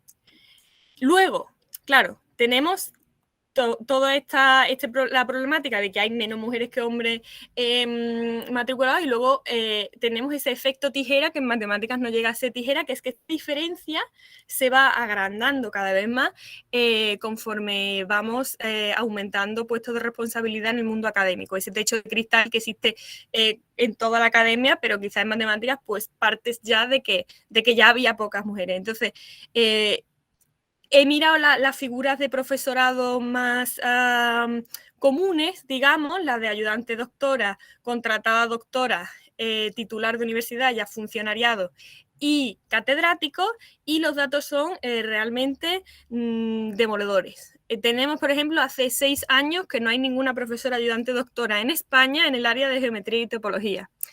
En las áreas de álgebra, análisis matemático y geometría y topología son las áreas más puras, que son en las que yo me manejo. El número de profesores contratados doctores dobla al de profesoras. Si ya nos vamos a funcionariado, pues en álgebra los hombres duplican a las mujeres, los profesores titulares, en análisis las triplican y en geometría y topología las cuaplican. Y para la figura de catedrático o catedrática, pues es todavía peor. Hace 5 años que no hay ninguna catedrática en el área de geometría y topología, y pues en álgebra y análisis matemático, aquí tenéis los datos, tampoco son muy halagüeños. Tenemos un problema, por tanto. El problema, pues claro, tampoco se puede resolver desde ya empezando en la universidad. Sabemos que es un problema de género, sabemos que son problemas de roles de género que empiezan a afectar a las niñas desde que son muy chiquititas, y que por tanto es un trabajo que tiene que venir de toda la sociedad y no solo de los profesores de matemáticas y las profesoras de matemáticas de instituto o de universidad, sino que es un trabajo social de abolición de roles de género, ¿no? Pues se habla muchas veces de, es que las referentes, sí, las referentes son muy importantes, pero esto va más allá. Entonces, yo he querido, pues, distinguir los posibles factores implicados en esta desigualdad académica, quizá también los que yo puedo un poco atajar desde la etapa universitaria, ¿no? Que pues es la maternidad, las mujeres tienen el mayor carga de trabajo doméstico y cuidado, en fin, esto atañe a la mayoría de las áreas académicas en España y en Europa, bueno, en el mundo, diría yo. Luego también tenemos, y esto es lo que vamos a ver más, discriminación en la evaluación, sesgos de género que existen ya existen en toda la educación, pero también se ve en la universidad, que es, lo veremos más adelante, la brillantez versus la capacidad de trabajo. Y pues roles de género femenino como pueden ser la modestia y la timidez, y también pues una cosa que a mí me preocupa especialmente, que es el síndrome de la impostora. Entonces yo quiero proponer una serie de medidas que yo vengo aplicando en mis clases pues desde que imparto docencia, tanto en Francia pues, como aquí cuando vine ya a España, que a vosotras seguramente como feministas os van a parecer pues cosas evidentes, pero que seguramente hay muchas personas que no lo aplican en su clase, ¿no? Sobre todo en matemáticas, que es como que que puede ser, no tiene por qué ser, pero que puede tener una docencia un poco aséptica, digamos. Se presta a ser aséptica cuando en realidad pues hay factores psicológicos, método de estudio y muchas cosas que afectan al alumnado y que influyen también en sus capacidades para hacer matemáticas y desarrollar pensamiento creativo. Bien, entonces voy a ser bastante breve, os voy a comentar estos sesgos que a mí me parecen como claves en los primeros años de matemáticas, sobre todo, que es donde se nota más yo diría donde se nota más como el golpe que se lleva muchas alumnas, el alumnado en general, pero muchas alumnas, que es cuando acceden a una carrera tan complicada como puede ser matemáticas y cómo se frustran y todo esto, ¿no? Y ya, bueno, pues voy a empezar. Entonces, la discriminación a la hora de evaluar se ha constatado, ¿no? Se habla del efecto John-Jennifer, que se hizo un estudio, aquí tenéis la referencia, en el que se enviaba el mismo currículum para contratar a una persona, me parece, como personal de laboratorio en una universidad en Estados Unidos. Entonces, se mandaba el mismo currículum con el nombre de John o con el nombre de Jennifer. Y siempre, en la mayoría de los casos, el currículum de Jennifer se evaluaba peor que el currículum de John. Y no importaba quién evaluase el currículum, que fuese un hombre o una mujer, porque realmente si la mujer no es feminista, el género atraviesa toda la sociedad y también afecta al criterio de las propias mujeres. Entonces, una propuesta muy sencilla que yo no he visto que se aplique mucho, por lo menos en mi universidad, es la evaluación de forma anónima. A mí me sigue sorprendiendo mucho que evaluemos a los alumnos con los nombres, porque no somos conscientes de los propios sesgos que tenemos. Entonces, yo creo porque se evalúe de forma anónima al alumnado. Bien. Luego está este sesgo de la brillantez versus el trabajo, ¿no? Especialmente en estas carreras que se dice que son como muy, muy difíciles y tal, se habla de esta persona es brillante, que parece que para trabajar en una carrera de este tipo, el trabajo no cuenta nada. Y esto pues entra en conflicto con cómo se les dice a los niños que ellos son muy brillantes, que son muy buenos, y cómo de las niñas se dice que bien trabaja, esta chica es muy trabajadora. De hecho, a mí me vienen alumnas el primer año y esta frase tal cual, a mí me lo han dicho alumnas mías de primaria.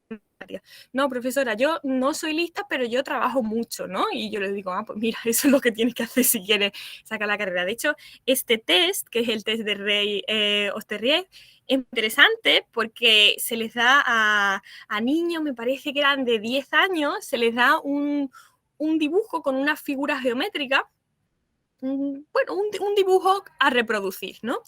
Y se les dice que este trabajo de reproducción de un dibujo es un trabajo de geometría, los niños lo hacen mejor que las niñas. Y si les dices que es un ejercicio de memoria, las niñas lo hacen mejor que los niños. Y son niños muy pequeños. Pues ya el género afecta a la ejecución del trabajo. Las niñas piensan que son peores en matemáticas. Es así.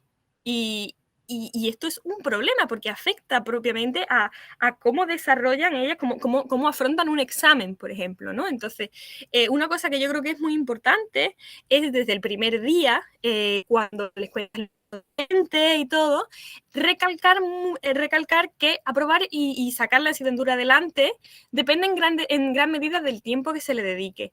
Yo hablo mucho de la perseverancia, hago la analogía con videojuegos, por ejemplo. Les digo que al final quien es mejor jugando a un videojuego no es una persona que haya nacido con talento natural para jugar a los videojuegos, sino una persona que le haya dedicado mucho tiempo, ¿no? Y estas son ideas que están tan metidas en la sociedad que para hacer bien matemáticas tienes que ser brillante y que es muy difícil. Claro, es algo que no le han dicho nunca, ¿no? Que realmente lo que tienes que hacer es trabajar y dedicarle mucho tiempo. Y esto afecta muy positivamente, sobre todo, a las alumnas.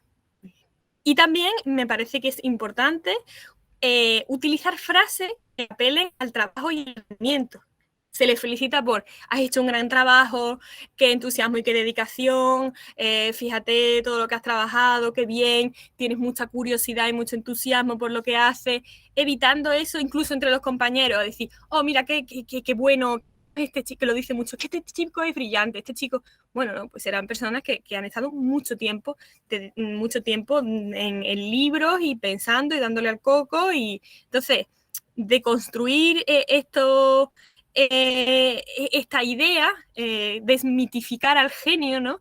Es muy importante para que las mujeres puedan hacer matemáticas de una manera libre, me parece. Luego tenemos el síndrome de la impostora. ¿Qué es el síndrome de la impostora? Pues es una falta de autoestima que lleva a dudar constantemente del propio potencial. Las chicas tienen unos estándares diferentes de los chicos, y pues, sobre todo las que vienen de sacar sobresalientes, sienten que fracasan si no llegan a ese mismo nivel en la carrera. De hecho, el síndrome de la impostora tiene diferentes categorías. Y hay una categoría que es la perfeccionista, que es uno que yo noto mucho aquí. Es alguien que está muy acostumbrada a que le vaya todo bien, y si no le sale algo bien a la primera, siente que es un fracaso, que no sirve para nada. Yo quizá incluso me veo un poco reconocida ahí en los primeros años de carrera. Claro, entonces las mujeres tienen hay unas viñetas por ahí que dicen que si un chico hace algún ejercicio mal en la pizarra, es como, este chico es muy malo en matemáticas. Sin embargo, si una chica lo hace, entonces, qué malas son las mujeres en matemáticas. Entonces ellas sienten que tienen como todo el peso de su género dentro, y además pues se sienten fracasadas el primer intento que no les sale bien, que es muy normal, porque en carreras de este tipo es muy normal fracasar, ¿no? Y bueno, a mí me ha pasado que se me han echado a llorar alumnas, las primeras semanas se me han echado a llorar en tutoría, porque no era lo que se esperaban, porque estaban acostumbradas a que les fuese muy bien. También alumnos, pero me ha pasado con alumnas sobre todo. Entonces, mis propuestas. Estoy procurando que la participación en pizarra sea equilibrada, o sea, que el miedo a fracasar no te pare. Que ese sentimiento de yo no valgo, yo soy peor que fulanito, no te pare, sino intentar siempre animar, bueno, ahora sales tú. Ayudarlas a resolver y ayudarlos a resolver los problemas. Y muy importante, que los errores te vean como una oportunidad para aprender realmente. No decirle, ay, te has equivocado, es como, mira qué curioso, te has equivocado, esto, ¿por qué te has equivocado? ¿Y qué piensas? Y que es de ese error extraer conocimiento y que se vea que es necesario para aprender. A mí me parece muy importante. Y lo que hablaba antes, aumentar su baja tolerancia a la frustración, por ejemplo, que el primer parcial sea tempranito, ¿no? Sea al mes, a los 2 meses, porque normalmente el primer parcial de primer año de carrera suele ser un golpe fuerte, suele ser un shock. Y eso les hace también pues enfrentarse a sus problemas y surgir de la ceniza un poco, ¿no? Y recargar mucho en que el trabajo da sus frutos. Yo incluso a veces he usado, ¿cómo decir? Fábulas pues del imaginario budista, ¿no? Hay uno que habla de cómo crece el bambú, y que el bambú está 7 años sin crecer porque está desarrollando sus raíces, y al 7º año hace ¡boom! Y sale del tirón, y es como que no ha estado trabajando antes, no, es que ha estado creando las raíces, y luego se ve como esas raíces pues dan sus frutos. Y entonces insiste muy en que la capacidad de aprendizaje no es lineal, sino que llega un momento en que da un salto de calidad enorme, pero porque has tenido que desarrollar una base. Y estas son cosas que no se hablan, se habla mucho de matemáticas, pero no se habla de cómo se aprende en matemáticas, que es muy importante. Y por último, estos roles de género que conocemos de modestia y timidez. Esto lo veo yo, por ejemplo, mucho en los congresos ya internacionales y tal, como ellos preguntan mucho más que ellas, participan más, ellas no quieren hacer ninguna pregunta, pues donde alguna duda que puede ser un poco una pregunta tonta. Todo esto viene de los roles de género, ¿no? Y lo ves también en la clase, ves que las alumnas tienden a participar menos Y una cosa a mí me preocupa mucho de cara ya al desarrollo profesional, es que las brillantes, siempre entre comillas, las alumnas que son muy buenas, que son muy trabajadoras, muy buenas, que sacan muy buenas notas y que les interesan mucho las matemáticas y que tienen pasión por ellas, vienen menos a hablar con los profesores para desarrollar una carrera académica. Tú ves que los chicos preguntar, oye, ¿y cómo hay que hacer si yo me quiero dedicar a esto? Las chicas vienen menos. Piensan, yo creo que muchas piensan que eso no es para ellas, ¿no? Ni se lo plantean. Entonces, fundamental, yo sé que es colaboso, pero es fundamental recordarle al alumnado que existen las horas de tutoría, que tú estás allí para ayudarla y para ayudarlo y ofrecer plena disponibilidad. Y esto a mí me ha dado muy buenos resultados, crear de confianza en las alumnas. Se sinceran más contigo, te pueden decir cuáles son sus inseguridades, puedes ayudarlas a resolver problemas de técnicas de estudio o problemas que no sabrían, problemas de habrían animado a preguntarte en clase porque les daba vergüenza, y al final esto es muy positivo para sus notas y para sus resultados. Y también detectar el talento femenino y ofrecer asesoramiento y mentorazgo, es decir, contactarlas, porque si ellas no vienen, pues la montaña irá a Mahoma, ¿no? Y decirles, mira, si tienes interés por desarrollar una carrera académica, que sepas que puedes venir a hablar conmigo, no tiene por qué ser en mi área, pero yo te puedo asesorar, te puedo decir por dónde tienes que tirar y cuáles son las cosas que tienes que hacer, porque al final esos son pequeños detalles que pueden cambiar el curso de la carrera de una chica, ¿no? Que le ofrezca esa oportunidad. Y esto no se hace realmente. Yo tengo la impresión de que se hace muy poco. Bueno, por eso he puesto propuesta de medidas, porque finalmente es una propuesta. Mis impresiones vienen siendo buenas por el momento, vienen siendo bastante buenas. Sigo teniendo muchos más alumnos que alumnas que vienen a hablar conmigo. Me cuesta mucho trabajo, la verdad, y mi intención, además, es que hay menos mujeres ahora, desde que las matemáticas se han vuelto más populares ahora, porque se habla todo esto de la ciencia, todo esto, de repente las mujeres desaparecen. Es un fenómeno que es muy descorazonador.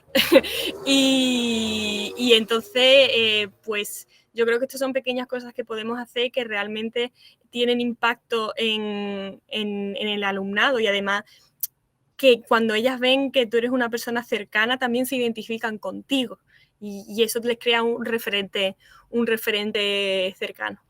Y bueno, esto era todo lo que yo quería contar, proponer, y espero poder discutir más con vosotras en la fase de debate. Muchas gracias. Muchas gracias, María. Pues siempre sale cuando se hacen los cursos, por ejemplo, para exponer los programas europeos, ¿no? De los fondos de investigación de los distintos programas europeos, las convocatorias que van saliendo cada año.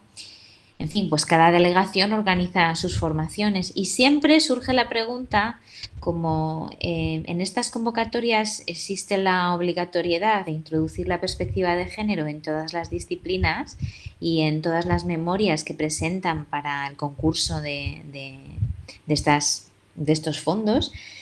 Siempre que he participado en uno de estos cursos hay la pregunta de, bueno, a ver, pero entonces en matemáticas como que todavía hay muchas disciplinas dentro de las STEM que no llegan a alcanzar a ver cuál es la dimensión de género en su área, ¿no?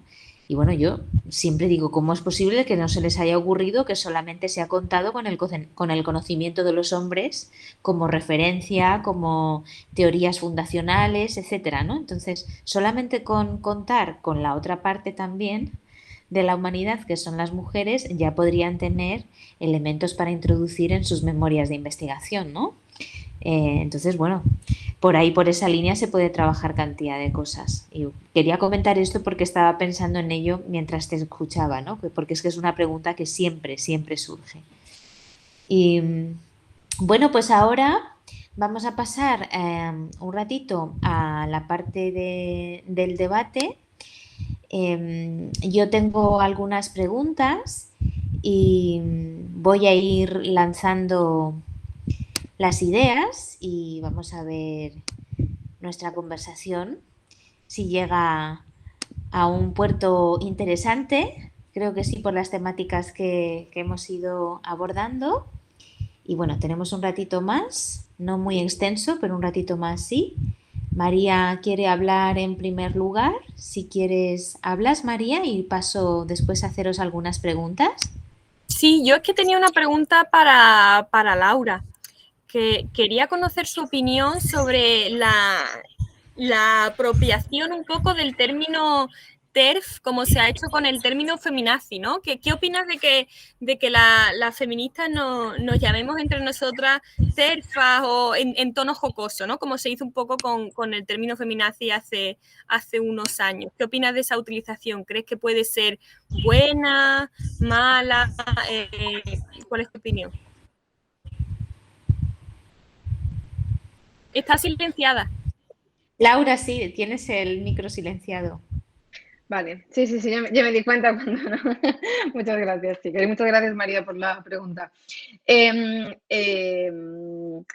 complicado porque, por un lado, yo comprendo el hecho de querer restarle valor, de querer restarle importancia. Pero por otro lado, desde el punto de vista psicológico, ¿vale? Bueno, lo que tú le llamas apropiación normalmente se les llama, desde el punto de vista, bueno, basado en el análisis conductual, ¿vale? Se llama una desactivación de la connotación negativa. Entonces es un mecanismo de defensa que, por ejemplo, se utiliza incluso cuando a una mujer le llaman puta o zorra, pues sí, claro que es una puta. Entonces yo entiendo el sentimiento de querer desactivar, digamos, eso. Ahora bien, a mí me parece en parte ceder a eso que te están diciendo. Es decir, no porque tú me llames algo yo voy a serlo. De hecho, todo lo contrario. Ni las mujeres somos putas, ni somos zorras, ni somos ter, ni somos feminazi. Entonces, no es algo que yo diría, ¡hala! ¿Cómo te dices así? Pero sí que creo que tenemos que distanciarnos de lo que quieren que asimilemos, porque es un poco ceder, digamos, ante precisamente un estilo de violencia, que insisto, la comprendo en el sentido de que es un sistema de desarticulación de la connotación negativa, no deja de ser un mecanismo de defensa a nivel conductual que es más en las víctimas, pues se ve bastante, ¿vale? Se ve bastante que precisamente cosas que les han dicho para normalizarlas y naturalizarlas, ¿vale? Las asimilan. Pero considero que es negativo. De hecho, tenemos incluso en el abuso sexual infantil, digamos, para que veamos cómo funciona este mecanismo de defensa, ¿vale? Tenemos pues neutralizaciones de las connotaciones, por ejemplo, que la propia víctima de abusos acabe siendo bueno, pues víctima de la prostitución, acabe siendo una mujer prostituida, precisamente por esta asimilación del propio rol, ¿vale? Que le han impuesto para normalizarlo, lo que hace es encajarlo en su identidad. Pero no deja de ser fruto de una secuela. No sé si me estoy explicando porque es en global, ¿vale? Entonces, sin querer yo decir que es algo, no, es súper negativo, no. Tampoco, o sea, creo que es un mecanismo de defensa que como tal hay que tomarlo, pues eso, como lo que es. Ahora bien, si pudiéramos elegir y más allá del defendernos, yo diría que lo que tenemos que ser no tiene que ir condicionado a lo que alguien intenta que seamos. Creo que hay que distanciarnos de ello. Gracias. A ti. Bien, pues entonces voy a hacer una pregunta a Tasia. ¿Piensas que no debería haber límites a la libertad de expresión en Twitter? Bueno, esta es una pregunta complicada. Yo, a ver, pienso que realmente algunos límites tiene que haber a la libertad de expresión, igual que en todos los ámbitos.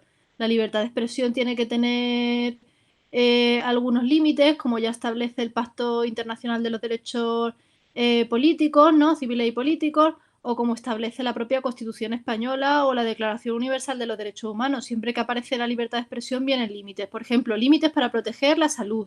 Evidentemente, pues no puede haber, no se pueden anunciar tratamientos milagro que curen el cáncer para engañar a la pobre gente que está desesperada. Eso no estamos de acuerdo con que eso se promocione porque puede hacer un daño de salud pública. Todas las legislaciones tienen algunos límites relacionados con el terrorismo, por ejemplo.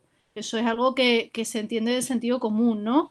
También existen, por supuesto, límites civiles límites como los que tienen que ver con la protección de datos, ¿no? Con la propia imagen, con la privacidad. Esos son límites normales a la libertad de expresión que cualquier persona entendería. Y también, por supuesto, lo que tiene que ver con la injuria y con las calumnias. Eso es otro límite clásico. Ahora, hay nuevos límites, como este límite del discurso de odio, que es un límite que yo no digo que no tenga que existir algún tipo de limitación a expresiones extremas que generen, por ejemplo, daño, que puedan generar una verdadera peligrosidad para alguien en concreto, pero eso estoy de acuerdo con la tutela penal que actualmente existe, es decir, con que existe la tutela penal del delito de odio que debe ser muy cuidadosa, el Tribunal Constitucional así lo dice, ¿no? Y que hay que proteger solamente aquellos casos o intervenir el derecho solamente en aquellos casos en los que realmente se pueda haber una peligrosidad o un daño real. Con mucho cuidado, porque la libertad de expresión siempre tiene que quedar salvaguardada. Entonces, sí, estoy de acuerdo con que haya límites en Twitter, por supuesto que sí. De hecho, yo misma he defendido que me parece que la pornografía en Twitter viola completamente los límites de cualquier cosa que debería ser libertad de expresión, y la pornografía en general me parece algo que está mucho más allá de cualquier reflexión sobre la libertad de expresión, porque no somos nadie para poner la imagen de una mujer explotada sexualmente en Internet. O sea, es que eso no... ¿Qué pasa? ¿Que el cuerpo de la mujer es la palabra para tu libertad de expresión del pornógrafo y proxeneta? Eso es que no tiene ningún sentido. Entonces, por supuesto que tiene que haber límites en Twitter, pero no los límites que se están aplicando ahora mismo. El problema es la arbitrariedad de esos límites y cómo se está utilizando la figura del discurso de odio de una manera que contraviene esa doctrina tradicional que había en materia de libertad de expresión, que venía a decir pues, que había que crear una democracia en la que todos los puntos de vista pudieran expresarse, aunque fueran ofensivos, aunque fueran un poco molestos, permitiera que fuéramos es decir, que tuviéramos flexibilidad y que los límites fueran únicamente pues, por proteger bienes jurídicos fundamentales, ¿no? Y casi de sentido común que cualquier persona pues, estaría de acuerdo con que tiene que haberse límites, pero se ha perdido esa cultura democrática. Y ahora se piensa que la finalidad del derecho tiene que ser perseguir el buen gusto y que nadie se sienta mal. Y proteger la diversidad y todos esos valores de casi de imagen, ¿no? De una imagen positiva. Y eso no es lo que tiene que hacer el derecho. Eso lo tiene que hacer en todo caso la buena educación, la buena convivencia democrática, los valores en los que se enseña en la escuela, pero eso no lo tiene que hacer el derecho. Gracias, Tasia. Tengo otra pregunta para Osana, porque estaba pensando también con tu ponencia aquella situación que se dio en Corea del Sur, en la que grababan a mujeres en los baños y después estos vídeos se subieron a plataformas pornográficas.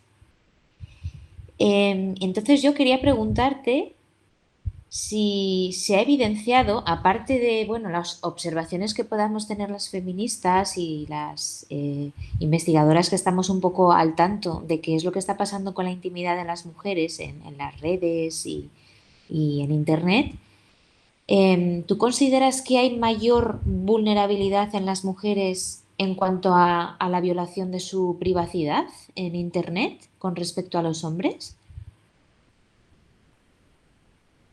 Muchas gracias por la pregunta, Lidia. Desde luego, la situación que me pones de manifiesto, tengo que decir que no me es conocida en este momento, pero la voy a mirar con atención. Pero respecto a la pregunta, sí, creo que hay una mayor vulneración de los derechos de las mujeres en la arena digital que la de los hombres, desde luego, porque son...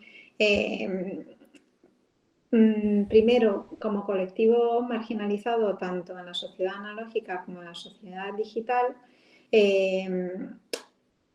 un grupo individualizado cuyos derechos específicos, teniendo en cuenta que no se distingue entre derechos de hombres y derechos de mujeres, quedan inherentemente vulnerados en una sociedad digital en la que no se adapta a las especificidades de las mujeres desde la perspectiva feminista, sino que simplemente se traspasa lo analógico a lo digital. y prácticamente reiterando los mismos patrones sociológicos, políticos y jurídicos sin adaptarlo desde la mirada feminista en la sociedad digital, hace que efectivamente la vulneración de los derechos de las mujeres, y no solamente de las mujeres, todo lo que no es prácticamente male, pale and stale, prácticamente blanco y occidental y hombre básicamente, puede verse como un colectivo cuyos derechos desde luego quedan discriminados y vulnerados en el entorno digital mucho más que la de los otros. Gracias, Susana. Y ahora quería hacer una pregunta a María Cumplido. Bueno, ya sabemos que como matemática eres reconocida. Mi pregunta es, ¿qué te dijeron de niña o qué te hubiera gustado que te dijeran en relación con las matemáticas? Pues yo creo que, claro, cuando nos hacen estas preguntas a las mujeres que hemos llegado a un cierto nivel, pues somos las mujeres que hemos tenido la suerte de tener menos sesgo de género, que no es que no lo hayamos tenido, pero hemos tenido menos, ¿no? Yo recuerdo mucho preguntarle a mis padres, ¿y qué voy a hacer yo? Y mis padres me decían, lo que tú quieras, ¿no? que a mí casi que me daba coraje porque era, pero dame algo, dame algún sitio al que agarrarme, y siempre era lo que tú quieras, lo que tú quieras. Pero sí es verdad que yo tuve el apoyo de mis padres miraban siempre mucho qué cosas había a las que yo podía apuntarme de cualquier ámbito que fueran de mi interés.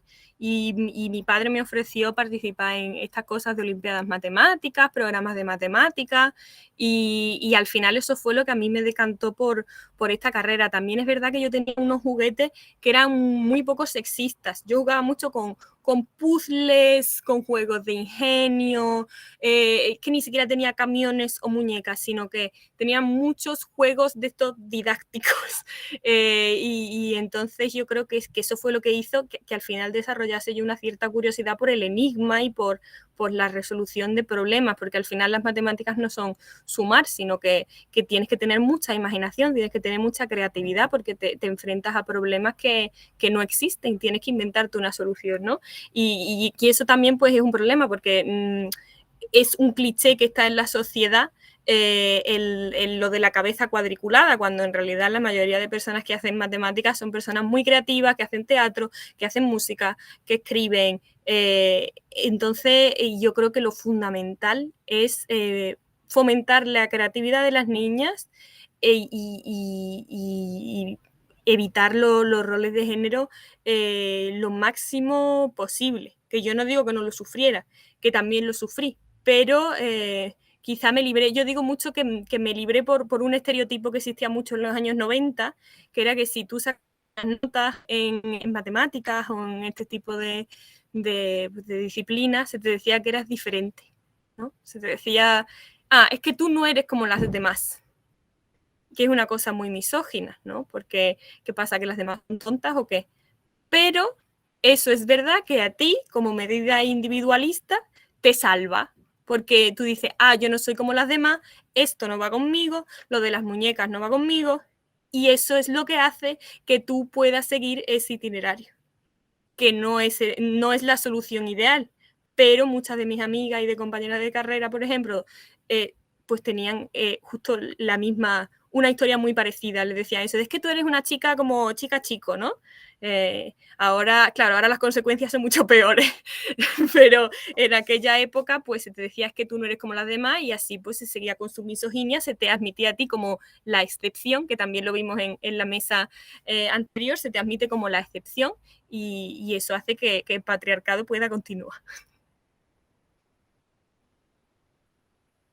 Bien, y por último también le quería preguntar una cosa a Laura Redondo, que ya has contestado la pregunta que te ha hecho María, pero yo también quería hacerte otra.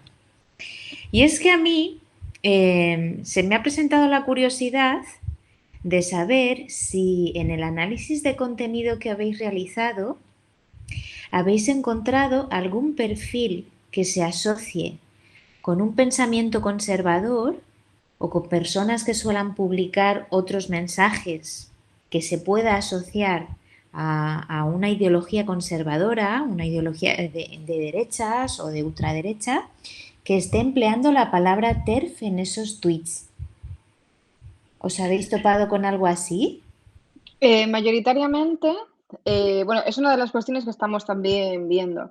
Mayoritariamente son de los que se consideran progresistas, queers, pero que realmente no dejan de ser a nivel cognitivo, ¿vale? De hecho, cuando se hace, por ejemplo, una investigación política, sociológica, sobre los perfiles de los partidos, lo que se hace es un análisis de contenido sobre lo que piensan. Y realmente estos perfiles son de derechas.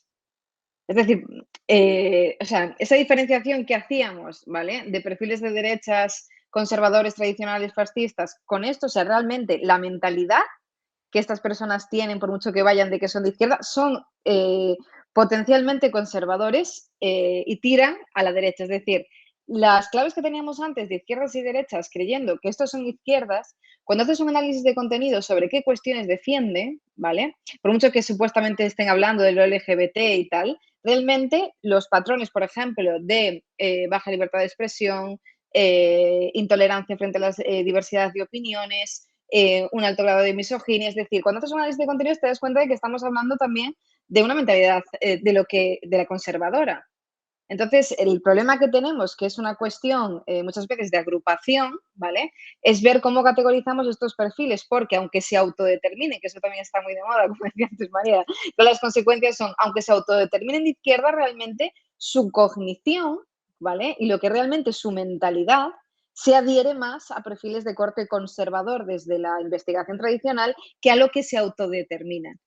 Que eso también es otra cuestión que tendremos que valorar. De hecho, supongo o espero o intentaremos que con el paso del tiempo se vea, ¿no?, que esta diferenciación que ha habido entre derechas e izquierdas, que es ficticia, que realmente la izquierda la han desarticulado, comenzando por el movimiento LGBT y continuando con las feministas que seguimos ahí al pie del cañón, y que realmente se ha asimilado a la derecha. Entonces ahora tenemos una derecha tradicional que la vemos de frente y otra derecha de purpurina y de banderas, pero bueno, no hay más que ver, por poner un ejemplo gráfico y visual, la última manifestación del orgullo.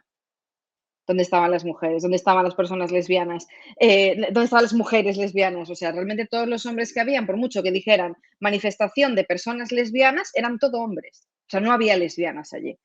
Como mucho autodeterminadas, pero no computan en la realidad ni mucho menos en la ciencia, ¿vale? Entonces, tenemos que ver eso, que realmente los perfiles tradicionales que teníamos para categorizar nuestra realidad están obsoletos y que hay que ver, efectivamente, cuál es el materialismo de aquello que se manifiesta y no lo que las personas dicen que son, porque está claro que ahora estamos viviendo en una distopía y en una ficción social donde los planos en los que nos movíamos, pues hay que modificarlos y que actualizarlos. Bien, pues muchas gracias, Laura. Muchas A ti, gracias a Lili. todas por haber presentado temáticas que son tan necesarias y tan importantes. Hemos tenido una mesa multidisciplinar. Las temáticas al final conectan unas con otras y bueno, yo creo que hemos hecho una contribución para el debate, esa transmisión a otras personas que puedan estar interesadas en los temas que hemos abordado. Así que muchas gracias también por ese esfuerzo investigador, por abordar la situación de las mujeres, las problemáticas en particular que presenta la sociedad digital, el Internet, las redes sociales, desafíos del presente y desafíos para el futuro. Y bueno, pues espero que sigamos encontrándonos en espacios de pensamiento, en espacios académicos y en espacios científicos. Gracias por haber participado y vamos a despedir con estas palabras la sesión de hoy. Muchas gracias por pensar juntas.